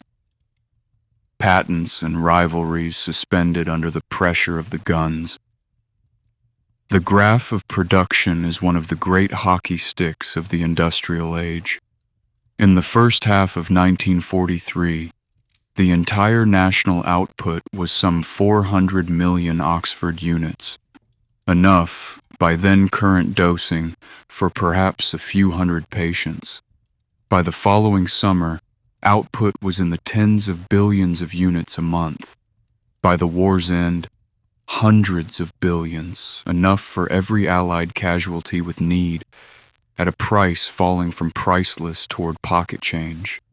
When the landing craft went into Normandy in June 1944, penicillin went with them, crates of it, staged in the field hospitals, carried forward with the plasma. The men on those beaches were the first soldiers in the history of war whose infected wounds would mostly not kill them. The wound fever ledger that DeMock and Fleming had carried out of the First War was, in the Second, finally repealed by the drugs the two of them had found between the wars. Sulfa dusted on the wound in the field, penicillin waiting behind the beach, and the poster the era printed for it deserves its place in our fireside gallery, hanging beside Gilray's cows and the March of Dimes, a wounded soldier on a stretcher, and the caption, "Thanks to penicillin, he will come home." The first advertisement in history for the defeat of infection. America's first civilian save had already happened, quietly, while the tanks were still being plumbed, and she deserves her fireside minute. In March 1942, in New Haven, Connecticut, a nurse named Ann Miller lay dying of streptococcal septicemia after a miscarriage. A month of fevers over 104, transfusions, sulfa, surgery, nothing. The childbed fever death of our first chapter, running its ancient course in a modern hospital. Through a chain of personal connections that included her doctor's luck and Florey's American collaborators, a small vial of the experimental drug, reportedly amounting to about half the total supply then in the United States, was rushed to her bedside by police escort. Overnight, the fever fell away. The ward, by the attending physician's account, gathered around the chart to stare. Ann Miller recovered completely, became the first person on Earth whose life was plainly saved by American penicillin, and lived to be 90, dying in 1999, having outlasted nearly everyone in this chapter. Her hospital chart went, eventually, to the Smithsonian, a fever curve, falling off a cliff, framed like a painting, which at this fireside it is. For the 2 years between her rescue and abundance, penicillin ran on rationing, and the rationing ran on committees. Physicians assigned, ampule by precious ampule, to decide which dying patient received the teaspoon. The war got first claim. Civilians petitioned, and the newspapers filled with pleas the committees mostly could not grant. One plain sentence for that ledger, too. For a little while, the miracle existed and had to be allocated, person by person, and the men who did the allocating carried it for the rest of their lives. Scarcity, not science, was the last cruelty of the old world, which is why this chapter's hockey stick of production is, by this series' accounting, as humane a graph as medicine ever drew. Beyond New Haven, civilian medicine got its foretaste in flashes, rationed and desperate. The famous early one came from Boston, and this series will keep it at its proper distance. In November 1942, the Coconut Grove nightclub burned, with terrible loss of life. One plain sentence, and it is the era's deadliest nightclub fire. And among the hundreds of burned survivors, infection was the second wave waiting to kill. The response became a landmark of disaster medicine. Plasma, the new burn protocols, and rushed up from New Jersey under guard a supply of the still experimental penicillin preparations for the staphylococcal infections that stalk burn wards. Historians rightly note the penicillin of 1942 was crude and its share of the credit is easily overdrawn. The plasma and the surgery carried the day. But the symbolism was exact, and everyone felt it. For the first time, at scale, the microbe's second wave met something waiting on the beach. In 1945, with the war won, Stockholm did its accounting. The Nobel Prize in Medicine to Fleming, Florey, and Chain, jointly, a three-way split that was, by the standards of prize history, this series has grumbled about from Bering to Waxman, unusually just.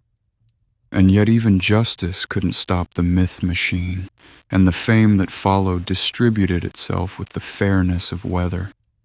Fleming, modest, quotable, photogenic in his bow tie, owner of the one perfect anecdote, became a world saint. Honorary degrees by the dozen, streets and schools renamed, crowds in his honor on several continents. Florey and Chain and Heatley, the people who had turned the anecdote into a medicine, became footnotes outside their profession, a fate they bore in their different styles. Chain with documented fury, Florey with documented indifference. He had, characteristically, refused to patent the process and disliked press in roughly equal measure. Heatley with a modesty so complete that his due arrived only decades later, when Oxford gave him, an apparatus man with no doctorate, the first honorary doctorate of medicine in its 800-year history. A gesture this series finds entirely correct. Fleming himself, it should be said plainly, spent years telling audiences the truth, that he had not made penicillin the medicine that Oxford had, that he had merely noticed, and the audiences applauded the modesty and kept the myth.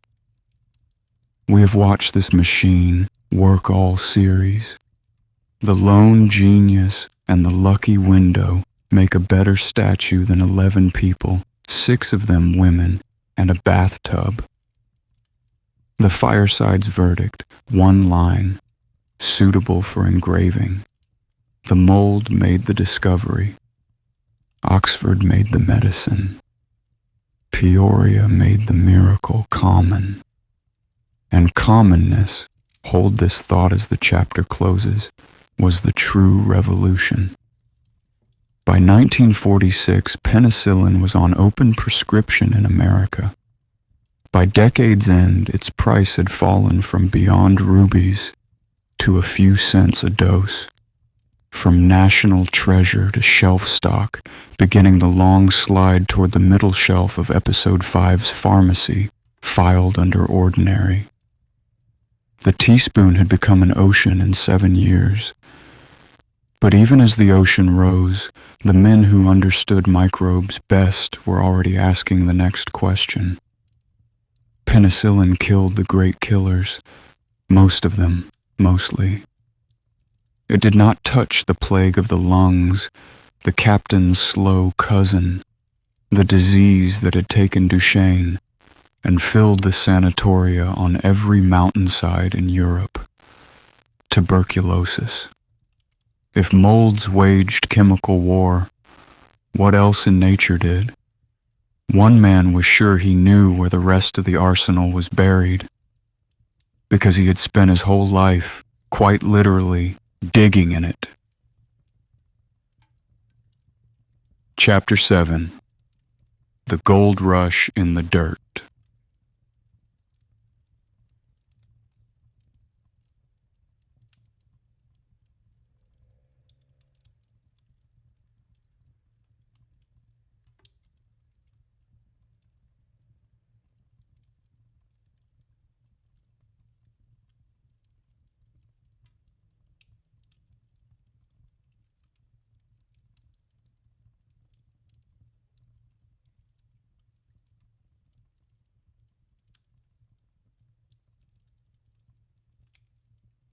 Take a handful of ordinary garden soil, a good, dark, crumbling handful, and hold it while this chapter makes its single claim. You are holding a war. A gram of that soil contains more microorganisms than there are human beings on Earth, and they have been fighting each other, chemically, for something like 1 billion years, poisoning, jamming, dissolving one another in a molecular arms race older than trees. Every trick a microbe can use against a microbe has been invented down there, tested down there, countered down there 1 billion times over. Penicillin was not a fluke of a London windowsill. It was one leaked weapon from the oldest arsenal in the world. The man who understood this, who had, in fact, been patiently cataloging the arsenal's keepers for 30 years before anyone cared, was a Ukrainian-born soil scientist at Rutgers University in New Jersey named Selman Waxman, and his particular lifelong love was a family of soil microbes called the actinomycetes, thread-forming, earth-smelling organisms. That rain on dry ground smell, petrichor's warm half, is largely their chemistry. That Waxman had studied since before the First World War for what they did to soil, compost, and each other. What they did to each other, Waxman knew better than anyone alive, was chemical murder. And when penicillin proved that a microbe's weapon could become a human medicine, Waxman's obscure specialty became, overnight, the most promising mine on Earth, with Waxman standing at its entrance, holding the only detailed map. His laboratory turned itself into a screening operation that Ehrlich would have recognized and saluted. Soil samples by the thousand, each streaked and cultured, each resident microbe tested against a gallery of pathogens, every hint of a kill zone pursued. It was Bayer's grind, translated into dirt, run by graduate students instead of dye chemists. And it was Waxman, needing a word for the class of substances he was hunting, who reached into Greek and gave the age its name. Antibiotic. Against life. A grim little word for the most life-saving class of chemicals ever found. The early finds taught the mine's first law: plenty of poisons, few bullets. The soil offered up compound after compound that killed bacteria magnificently and killed patients almost as well. The selective toxicity bar, as ever, was the whole game. But in October 1943, at a basement bench in the Rutgers laboratory, the mine yielded its treasure. The hands at the bench belonged to a 23-year-old graduate student named Albert Schatz. Hold the name. This series is about to make one of its small repairs to history, working with strains of an actinomycete called Streptomyces griseus, isolated, in the version he told, partly from farmyard soil and partly from a culture swabbed from a healthy chicken's throat. The substance his strains produced killed where penicillin could not. Gram-negative organisms, typhoid, plagues, cousins, and when the terrifying test was run, the slow killer itself. Streptomycin was the first drug in human history that reliably killed Mycobacterium tuberculosis. Sit with what that sentence repeals. Tuberculosis, consumption, the white plague, the captain's patient cousin, was the single greatest infectious killer of the modern centuries, the disease of Keats and Chopin and the Brontes and of millions upon millions with no biographers. The disease our opium episode watched being soothed. Remember the tubercular patients coughing toward death with nothing else on offer, while the pharmacists measured out laudanum and later Bayer's heroin mercy in place of medicine, because soothing was the whole of what medicine had. The sanatorium, the mountain veranda, the rest cure, the years of enforced stillness and cold air, was not a treatment. It was a waiting room with a view.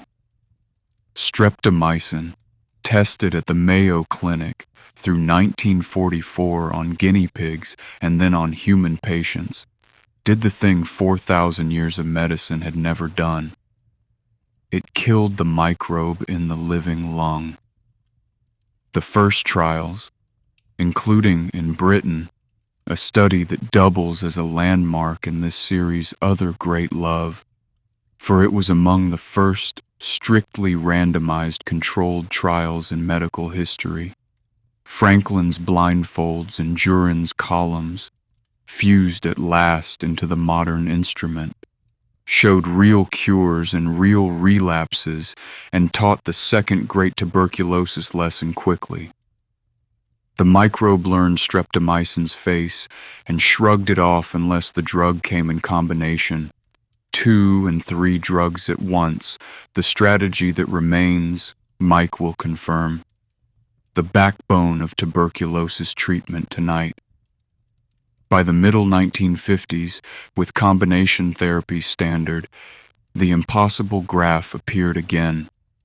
The one from the diphtheria wards and the polio wards, now over the sanatoria.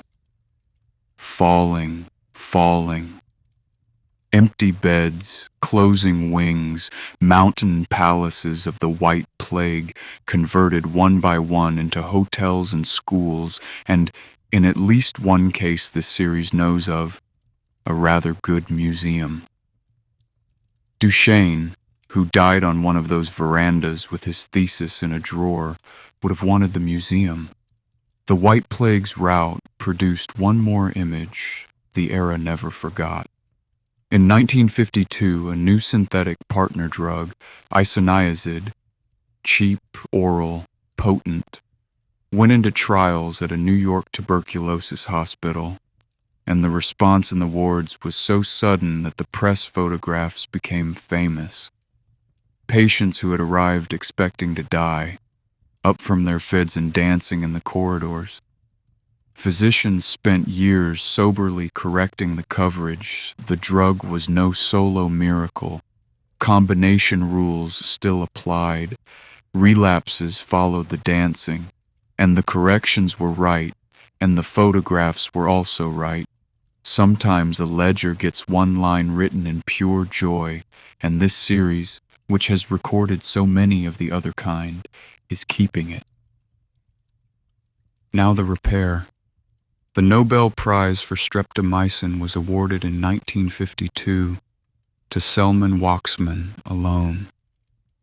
The citation and the fame and the royalties named the professor, the graduate student whose hands had done the isolating, whose name stood first on the discovery papers, was by then waging a lonely campaign simply to be remembered. And this series, which spent a chapter of last episode on Yersin and Kitasato and a paragraph on Bering's forgotten partner, recognizes the pattern on sight. Albert Schatz had signed away his patent rights for a token dollar, as junior scientists did. When he learned the patent was in fact producing fortunes in royalties, he did the almost unthinkable. He sued his own professor, and won. A settlement, a share of royalties, and formal recognition as co-discoverer of streptomycin in the legal record, if not the public one. The profession of the day largely closed ranks against the junior man who had made a fuss. His career was pushed to the margins for decades, and only late in his long life did the honors begin arriving.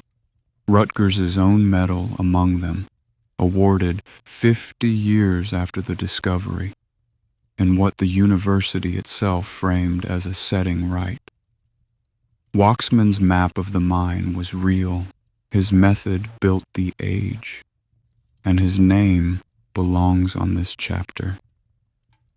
and the ledger of streptomycin.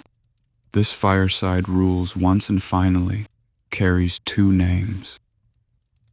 It is the oldest story in our series, the credit flowing uphill, and it never stops needing the correction. And the mine simply erupted. With penicillin proving the concept and streptomycin proving it again, every pharmaceutical company on Earth sent collectors into the dirt. Soil samples from cemeteries and jungle floors, from sewage outfalls and wine cellars, screened by the 100,000 in the industrial descendants of Waxman's basement. The decade after the war returned the greatest haul of medicines in history, names off the shelf Mike stocks tonight. Chloramphenicol. From Venezuelan soil, the first of the broad-spectrum drugs. Chlortetracycline and its family. The tetracyclines from golden soil microbes, whose modern daughter doxycycline is the very capsule our plague episode left glowing on the middle shelf. Erythromycin from a Philippine soil sample, the standby for the penicillin allergic. Neomycin from Waxman's lab again.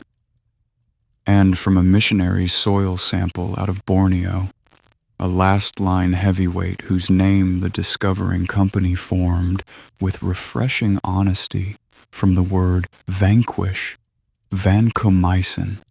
Between roughly 1945 and 1965, the stretch historians call the golden age of antibiotics, some 20 classes of these drugs came out of the ground, essentially all of them, to this day, tracing to that era's dirt. The pharmacy's middle shelf, the one this whole episode has been building toward, was stocked in a single generation by molds and soil threads, and the people patient enough to interrogate them. One of those people deserves the chapter's last image. Waxman, near the end of his life, endowed and built on the Rutgers campus an institute for microbiology, and when visitors asked the old man, laden with every honor except a fully quiet conscience, where the wealth had come from, he liked to answer with the single word his whole science rested on: the earth. The gold rush was real, and the gold was underfoot the entire time. Under the farm boys who became bacteriologists, under the sanatoria, under the trenches of both wars, under your own garden tonight. Medicine spent 4,000 years looking up at the stars, at the humors, at the gamans, and the cures were in the ground. But every gold rush ends the same way, and the microbes had been reading our mail from the start. The next chapter is the honest one. The ledger this series always keeps. What it cost, what fought back, and why the age of miracles quietly became an arms race. Chapter 8. The Price of Miracles.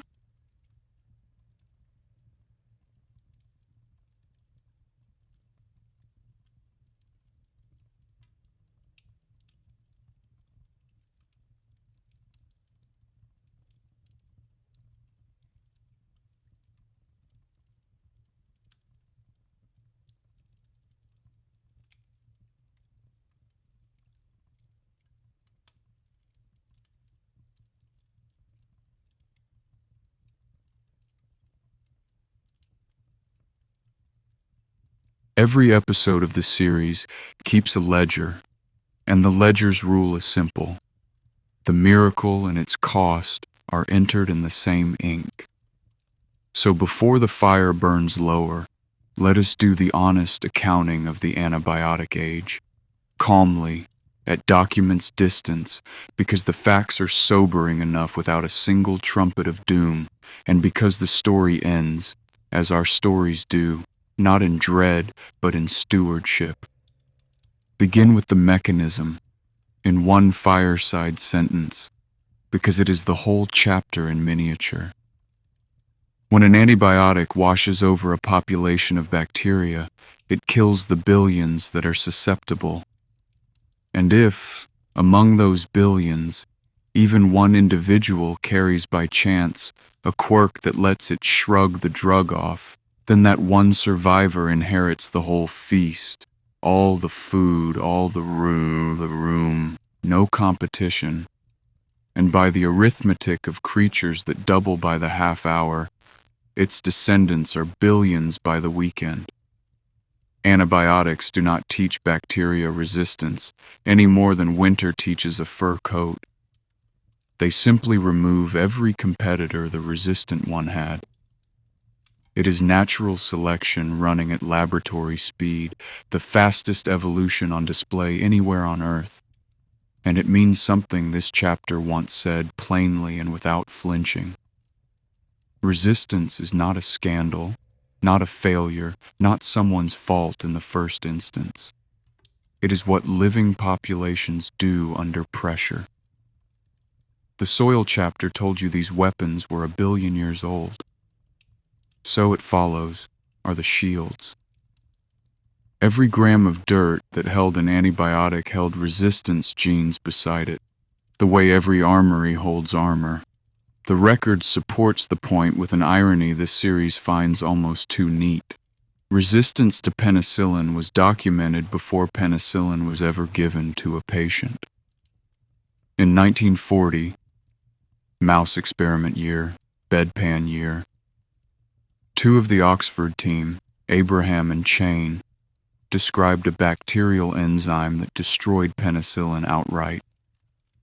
Penicillinase, found in ordinary microbes, sitting in the literature like a loaded footnote while the factories were still being built. The shield predated the drug's career. Everyone competent knew from the first morning that the miracle had a clock on it, and no one said so more bluntly than the man with the plate. In December 1945 in Stockholm, Alexander Fleming used the world's most prestigious lectern, his Nobel lecture, to issue what may be the most quoted warning in the history of medicine. It is not hard, he told the audience, to make microbes resistant to penicillin in the laboratory, expose them to concentrations too weak to kill, and the survivors breed. Then he sketched, with eerie precision, the future.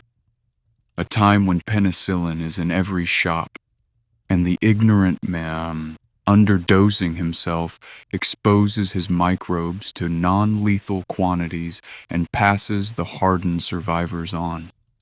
Change a few words of costume, and it is a public health briefing from this decade, delivered before the first civilian prescription era had properly begun.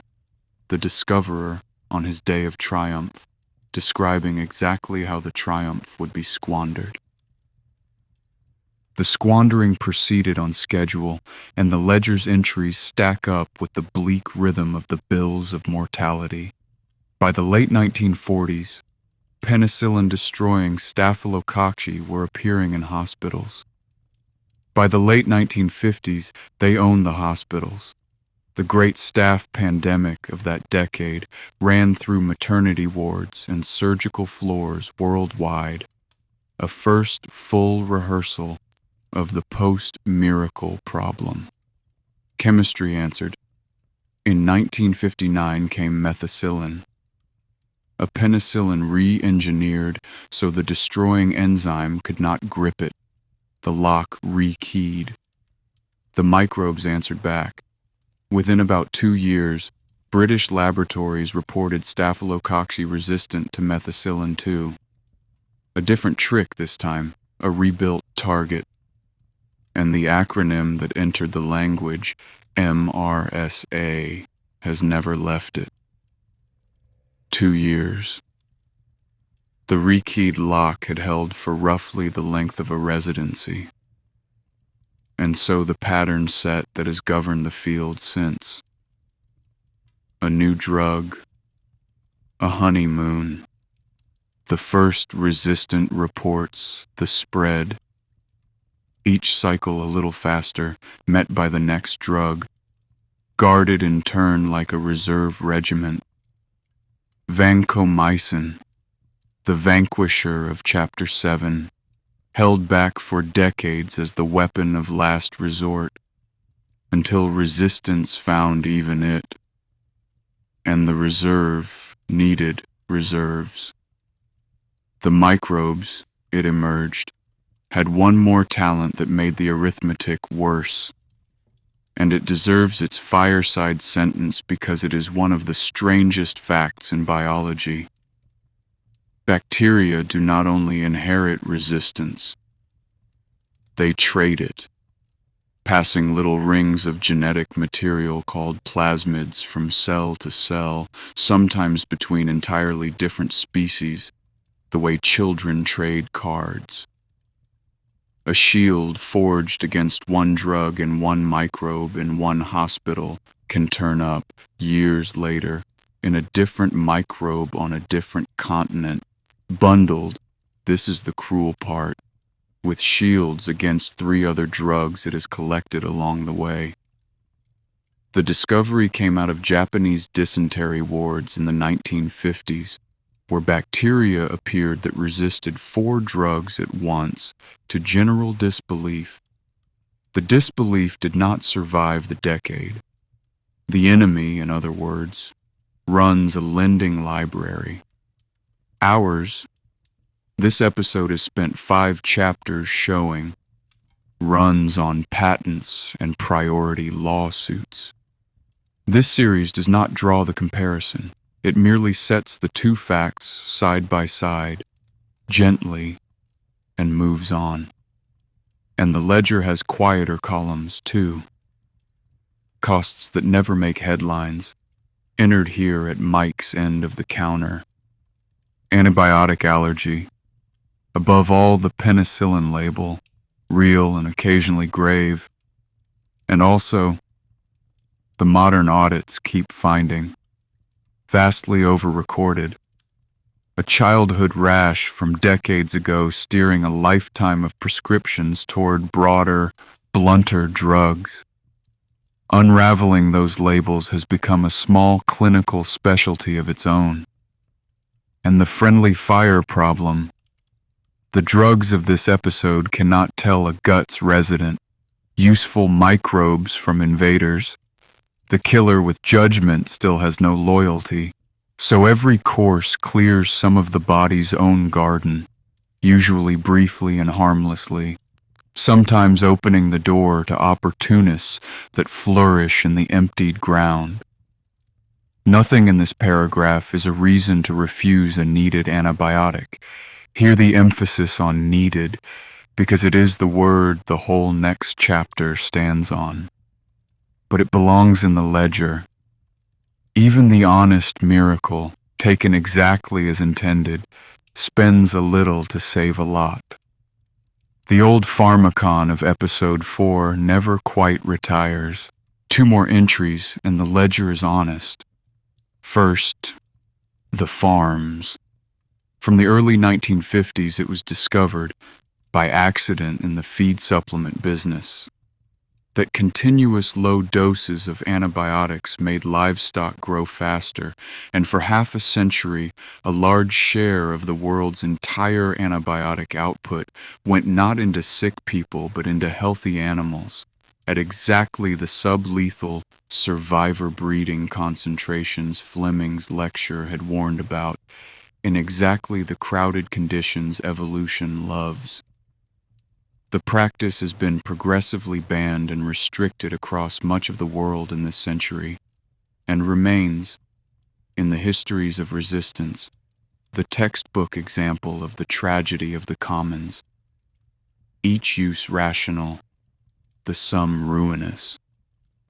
And second, the pipeline.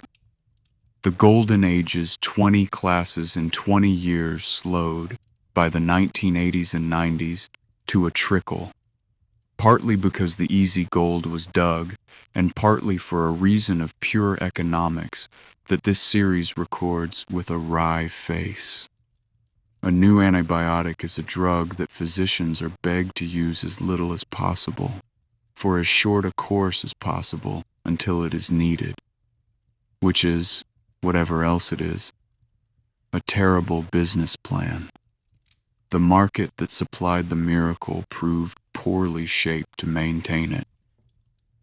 The fixes, prizes, subscriptions, public funding, the field's own polio-style dimes are a working argument of the present day and beyond our fireside's jurisdiction tonight.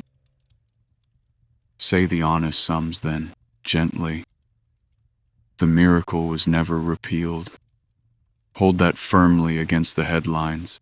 The drugs of this episode still cure, tonight, the enormous majority of the infections they meet.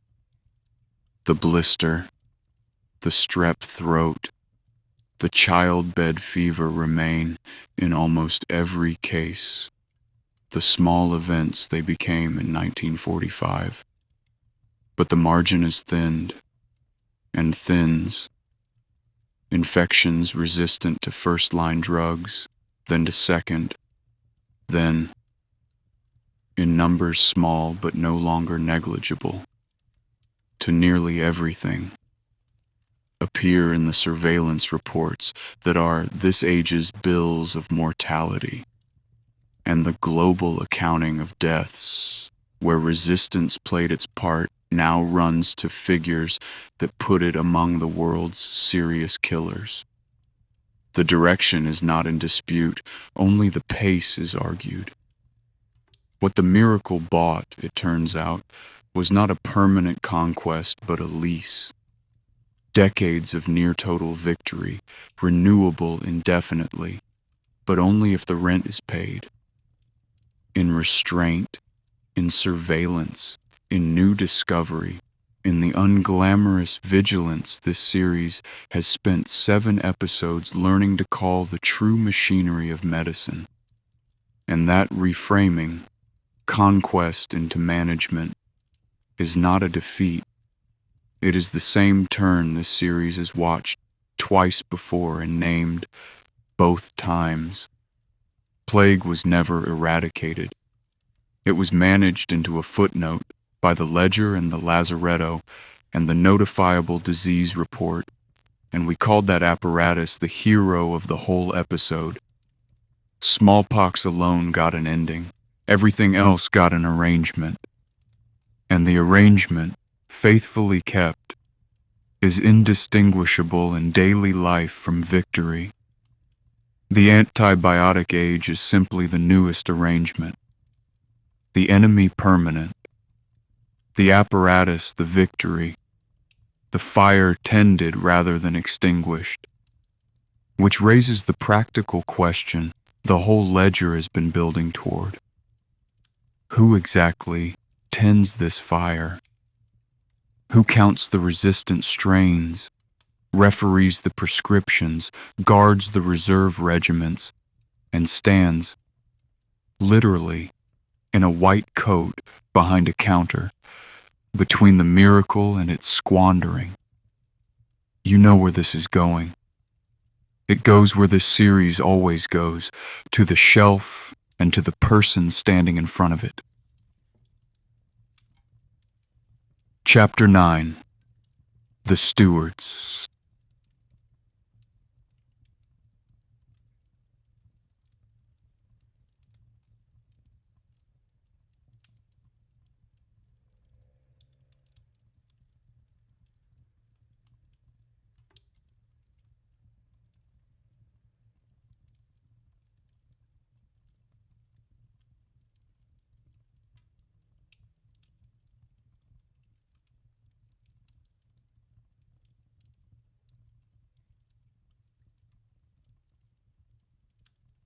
Every episode of this series, sooner or later, finds its hero chapter, and by now you know our taste in heroes, Not the lone genius, the apparatus, not the sword, the ledger. In the plague episode, it was the harbor officers and their 40 days. In the vaccine episode, the searchers with their photographs, walking village to village. In the antibiotic age, the apparatus has a name that sounds, fittingly, like something from an old estate. Stewardship, the formal, worldwide discipline of spending the miracle slowly. This chapter is about how it works, told with particular pleasure at this fireside, because for once the apparatus is not a historical reconstruction. It is the day job of the pharmacist this series has been having its evenings with for 7 episodes. Begin with the humblest instrument, because this series always does, and this one belongs beside the bifurcated needle and the harbor ledger in our museum of small great things. A paper disc.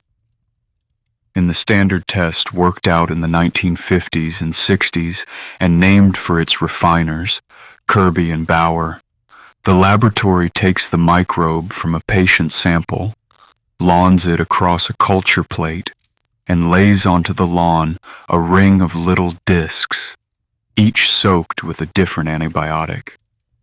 Overnight, the lawn grows, except where it can't.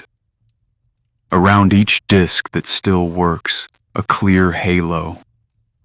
Fleming's moat, domesticated, standardized, measured with a ruler and weighed against a table. One plate, one night, and the report on the clinician's desk in the morning says, in effect, here are the weapons this particular enemy has never seen. Here are the ones it has already learned. It is the difference between firing into the dark and aiming. And every susceptibility report flowing through a hospital tonight, including the ones crossing Mike's screen, descends from that dish. The moat that started the story became the gun sight that disciplines it. Stack the reports and you get the age's surveillance. And here the series' oldest callback earns its keep once more. John Grant read London's bills of mortality and made the dead speak statistically. The modern networks read the susceptibility reports of the world's hospitals and make the microbes speak. Which resistances are rising, in which wards, in which countries, moving along which routes. National reference laboratories, WHO surveillance programs, hospital antibiograms. The antibiogram being, in essence, a bill of mortality for drugs, an annual table of which agents that still work locally and how well. When Chapter 8 said the direction is not in dispute, this is how it is known. The counting apparatus this series has celebrated since the plague episode did not retire with the plague. It changed columns. And then there is the referee's whistle, the part of the apparatus that wears a white coat.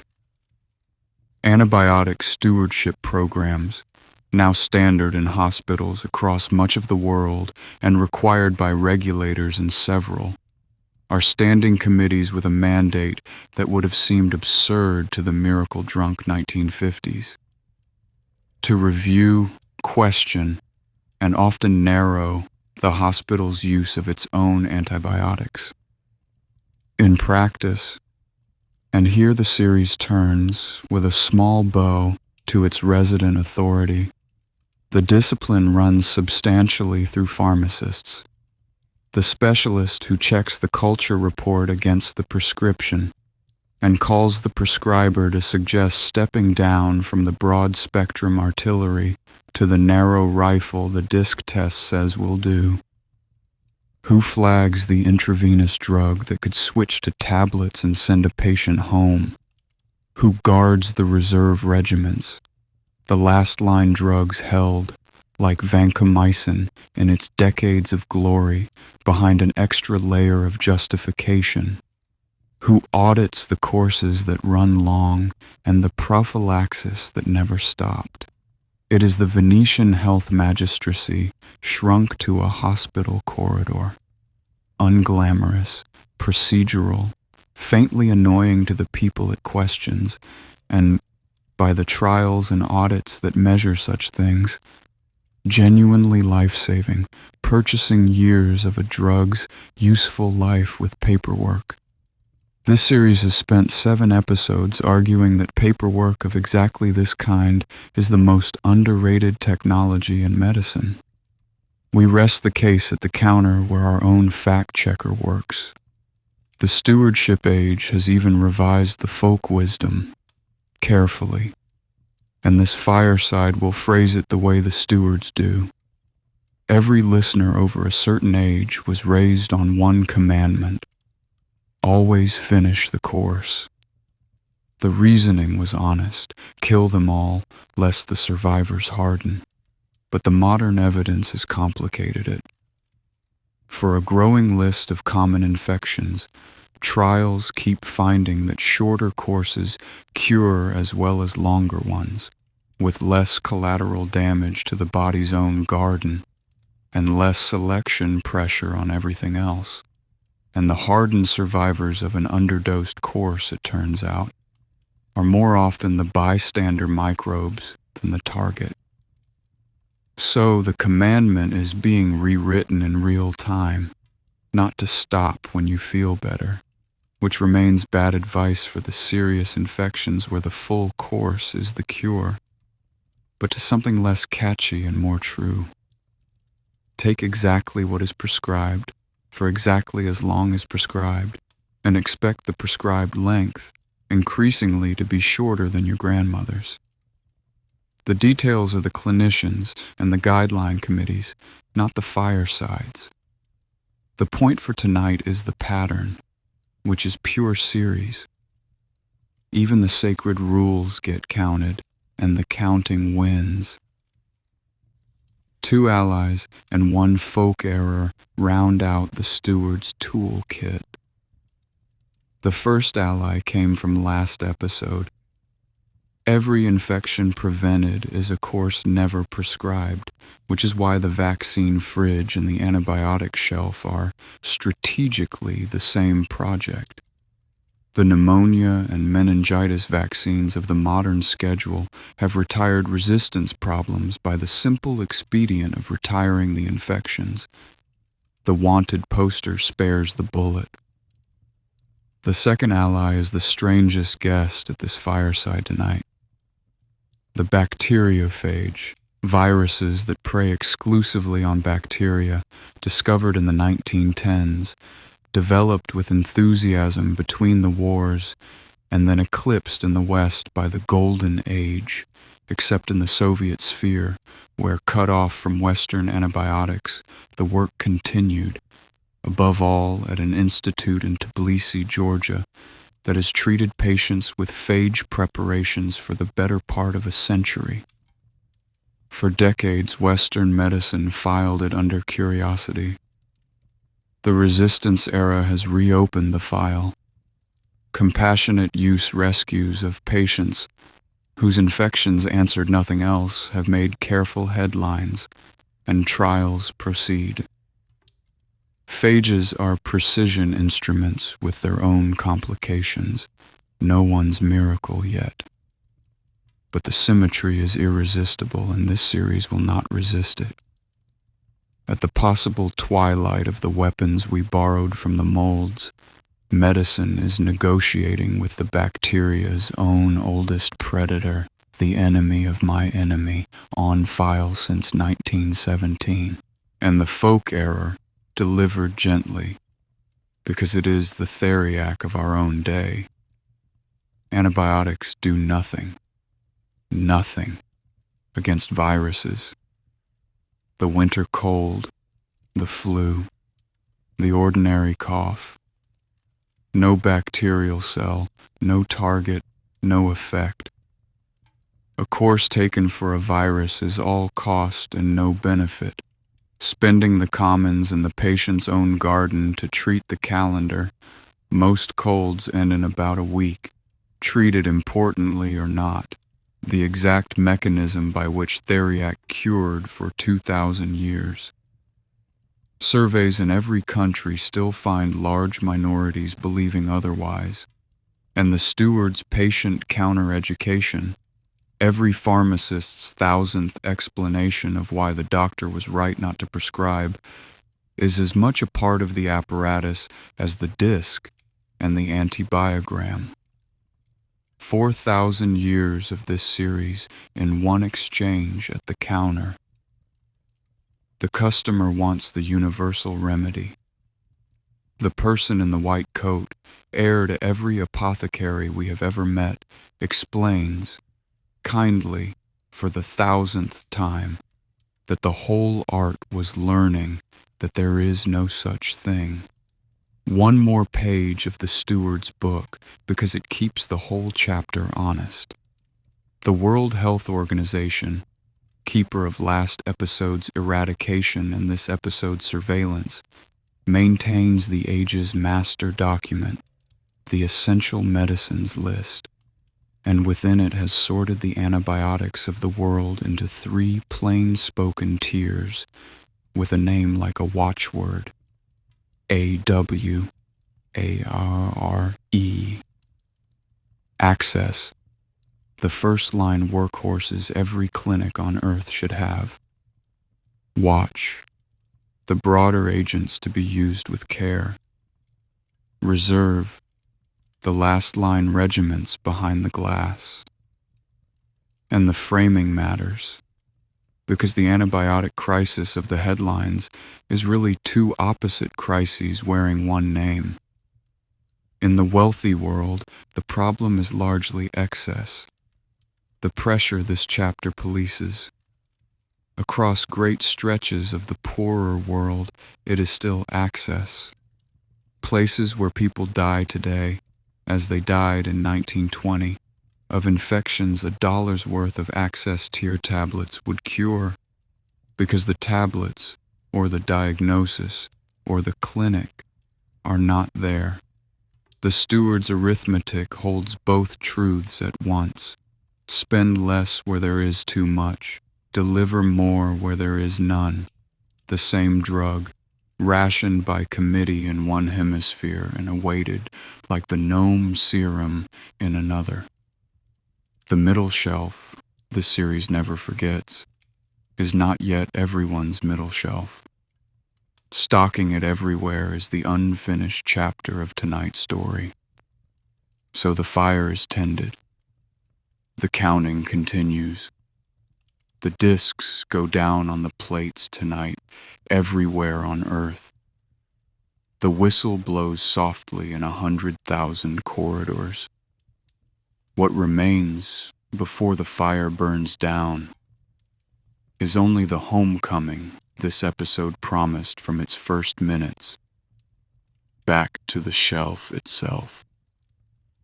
The middle shelf, at last, to see what 40 years of dye men and mold farmers actually left there, filed under ordinary. Chapter 10. The Shelf.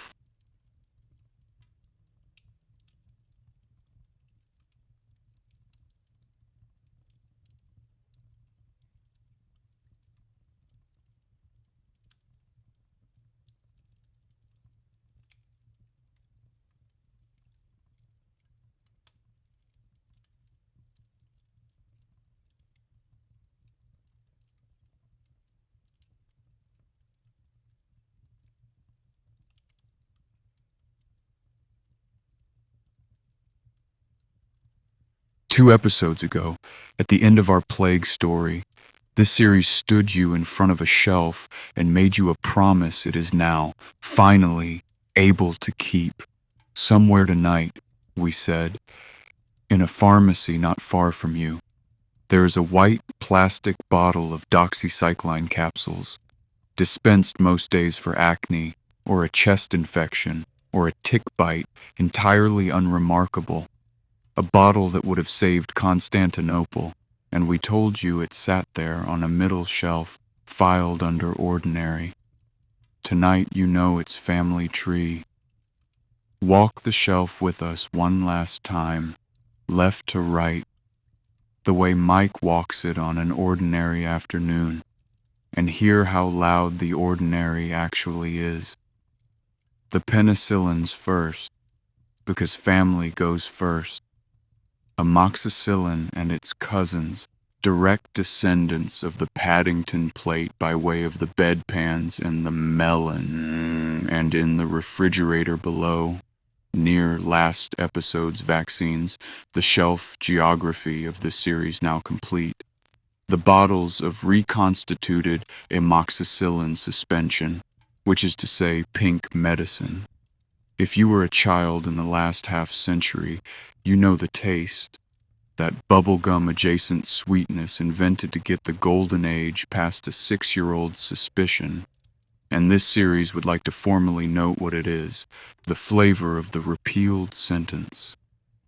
Every parent who ever spooned it out at bedtime was administering the end of the world before in strawberry. Beside them, the cephalosporins, another mold's gift, this one fished from a Sardinian sewage outfall in 1945 by a professor this episode hasn't even had room for, because the Golden Age minted more heroes than any single evening can hold. Then the tetracyclines, the doxycycline of the promise itself. Soil-born, plague-beating, filed between its siblings. The macrolides, erythromycin and its polished descendants, the standby lane for the penicillin allergic. The sulfa drugs, still, Demox red dye's colorless air, alive after 90 years in the combination tablets of every formulary on Earth.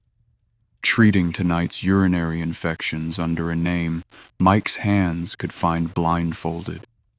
And behind the dispensary, in the hospital's guarded cabinet rather than on open shelving, the reserves, the vancomycins, the regiments behind glass, spent, as Chapter 9 taught you, like the last of a family fortune, which they are. Pause on the price tags, because they are part of the monument and nobody ever reads them. The drug that was re-extracted from a dying policeman's urine because the world's supply lived in one refrigerator. The drug allocated ampule by committee, to the choosing of who lived, is today among the cheapest manufactured substances a human being can buy. A full course of a first-line penicillin in generic form costs less in most of the world than the bottle it comes in, less than the paper bag, sometimes less than the receipt. Economists have their dry term for what happened, commodification, and this series has its own. The miracle was demoted, deliberately, patent by expiring, patent and factory by factory, from treasure to staple, the way grain is a staple, the way clean water is a staple. Every earlier age of this series priced its cures by desperation. The theriac for princes, the bezoar for kings, the guaiacum monopoly billed to the dying at whatever the Fuggers felt the dying would pay. The antibiotic age, whatever its sins of squandering, did the opposite thing. It took the most valuable substance in the history of medicine and drove its price toward zero on purpose. And the fireside submits that this, as much as any molecule, was the moral invention, the first miracle in 4,000 years that was cheapest exactly where the old ones were unobtainable. And notice, while your eye is on the bottles, the small paper voices stuck to them, because episode 4's ghosts are standing on this shelf too. The amber vial with its child-resistant cap is Briot's palm and turn. You know that one already. But look at the bright little auxiliary labels the pharmacy adds, strip by strip. Take with food, complete as directed, may cause sensitivity to sunlight. That last one riding on the doxycycline of our promise, a small courtesy from the soil microbes chemistry to your summer holiday. They are the direct descendants of the ridged green poison bottle, the Victorians' braille for danger matured into a gentler dialect. Not stop, wake up, light the lamp. But here is how to live with a powerful thing safely. The shelf still assumes you are tired, still assumes the light is bad, still builds the warning into the object. Design remains the only member of the household awake at 2 a.m. It is simply, in the antibiotic age, changed from guarding the household against the shelf to guarding the shelf's power for the household. Now stand back from the shelf and take the inventory this episode was always going to end on, the inventory of nothing happening. Because that is what the shelf actually stocks, non-events by the billion. The strep throat that was 10 days of penicillin and a missed spelling test and not a rheumatic heart. The blister, the literal tennis blister, the one from the White House in 1924. That tonight is a plaster and a shrug. Anywhere on earth the access shelf reaches. The childbirth that is a birthday and not a bill of mortality. Semmelweis's whole ward full of grief reduced to a single line on a consent form. The scraped knee, the pulled tooth, the burst appendix, the hip replacement, the chemotherapy. This last one worth a full stop. Nearly everything modern medicine does that deliberately opens the body or suppresses its defenses, every surgery and transplant and cancer regimen is a tenet of the antibiotic age, possible only because the second wave that once followed every knife can be met and beaten. Strike the shelf from the world, and it is not only the infections that return, it is the operations that quietly leave. The middle shelf holds up more of the hospital than the hospital knows. And the sentence itself, the one from the lamplit window, there is nothing more we can do. Hear precisely what happened to it, because this series keeps its accounts exact. It was not abolished. It is still said, in other rooms of the hospital, of other diseases, and this series may yet spend evenings with some of them. But for bacterial infection, for the oldest, commonest way that ordinary life killed ordinary people, the scratch and the birth and the cough and the tooth, the sentence was repealed in the 40 years this evening has covered by a parade our whole series in miniature, a professor besotted with dye, a silent Scot who looked twice at a ruined plate, a father with a red powder and a desperate arithmetic, a blunt Australian who called mercy a byproduct, 6 women with watering cans, a government laboratory full of corn, a melon, a handful of New Jersey dirt, and a graduate student who had to sue to keep his name. Not one of them repealed it alone. The relay repealed it, and the baton, tonight, is in the white-coated hand of every steward standing in front of every such shelf on earth, counting. Which is why the last image of this episode is not the shelf at all. It is the air. Because the mold never signed a treaty with us. Penicillium is in the air of the room where you are falling asleep right now. Truly, it is one of the commonest molds on earth. drifting in its uncountable spores over every city and every bedroom, utterly indifferent to its own legend, exactly as it drifted over Paddington in the September of 1928 and over the Peoria market in the summer of 1943. It was drifting like that over Thebes and Constantinople and plague-locked Ragusa. It drifted, unnoticed, through every sick room in every episode of this series, past every deathbed that Theriac and Bezoars and bloodletting failed. The answer, floating politely in the air of 4,000 years of the question. Nothing in nature changed in 1928. What changed was that the drifting spore finally landed in front of a mind prepared to be puzzled. And behind that mind, a civilization that had spent, as this series has lovingly documented, several thousand years building the laboratories, the ledgers, the journals, the stubborn habits of counting and checking and looking twice that could turn one man's "that's funny" into everyone's pink medicine. The spore is in your room tonight.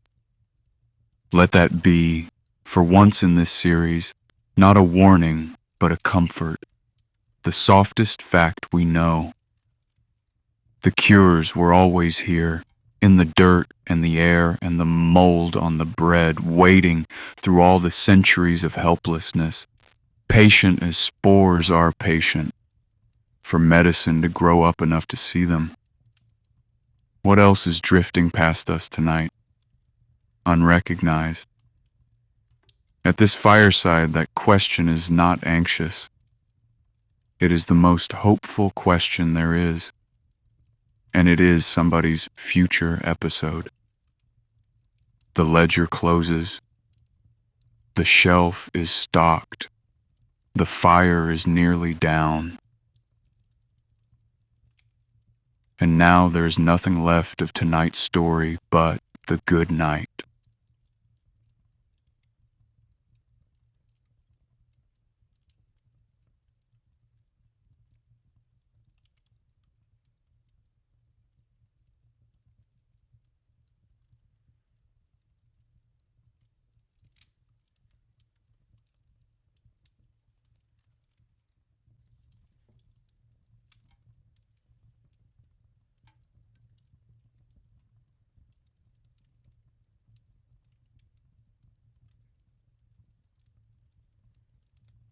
Come back to Parade Street one last time, because the evening we borrowed is ending where it began.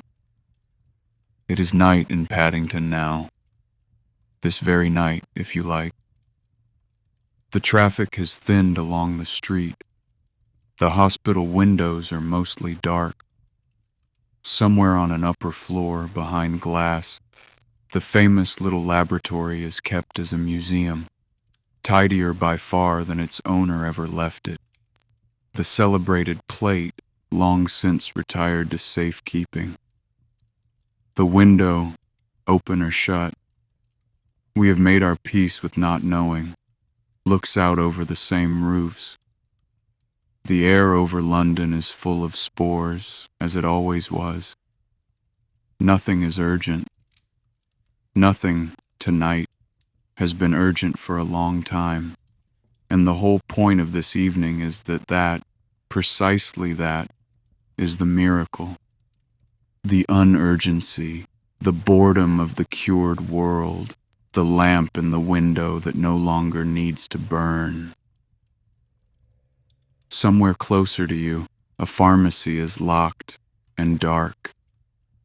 The refrigerator hums over the pink suspensions and last episode's vaccines.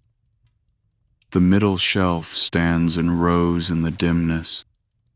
The penicillins, the tetracyclines, the Sulfa tablets. 90 years of this evening asleep in their bottles. The guarded cabinet keeps the reserves. In a few hours, someone in a white coat will unlock the door, check the fridge log, the way a harbor officer once checked a ledger, and begin dispensing the repealed sentence. dose by dose, to people who will never once think of Paddington or Peoria or a policeman's rosebush or a girl with her arms stained red, which is, as this series has said from its first night, exactly what victory looks like when it is complete. So sleep. The stewards have the watch. The discs are on their plates in 1,000 laboratories, growing their quiet verdicts toward morning. The counters are counting. The spore drifts over your bed as it drifted over the Pharaohs, patient and ordinary, a comfort now that we finally know its name. Thank you for spending the evening with us. If sleep hasn't found you yet, let it come now. The lamp can go out. There is nothing more that needs doing tonight, and for that, you have everyone in this episode to thank. Good night, and as always, the rest is history.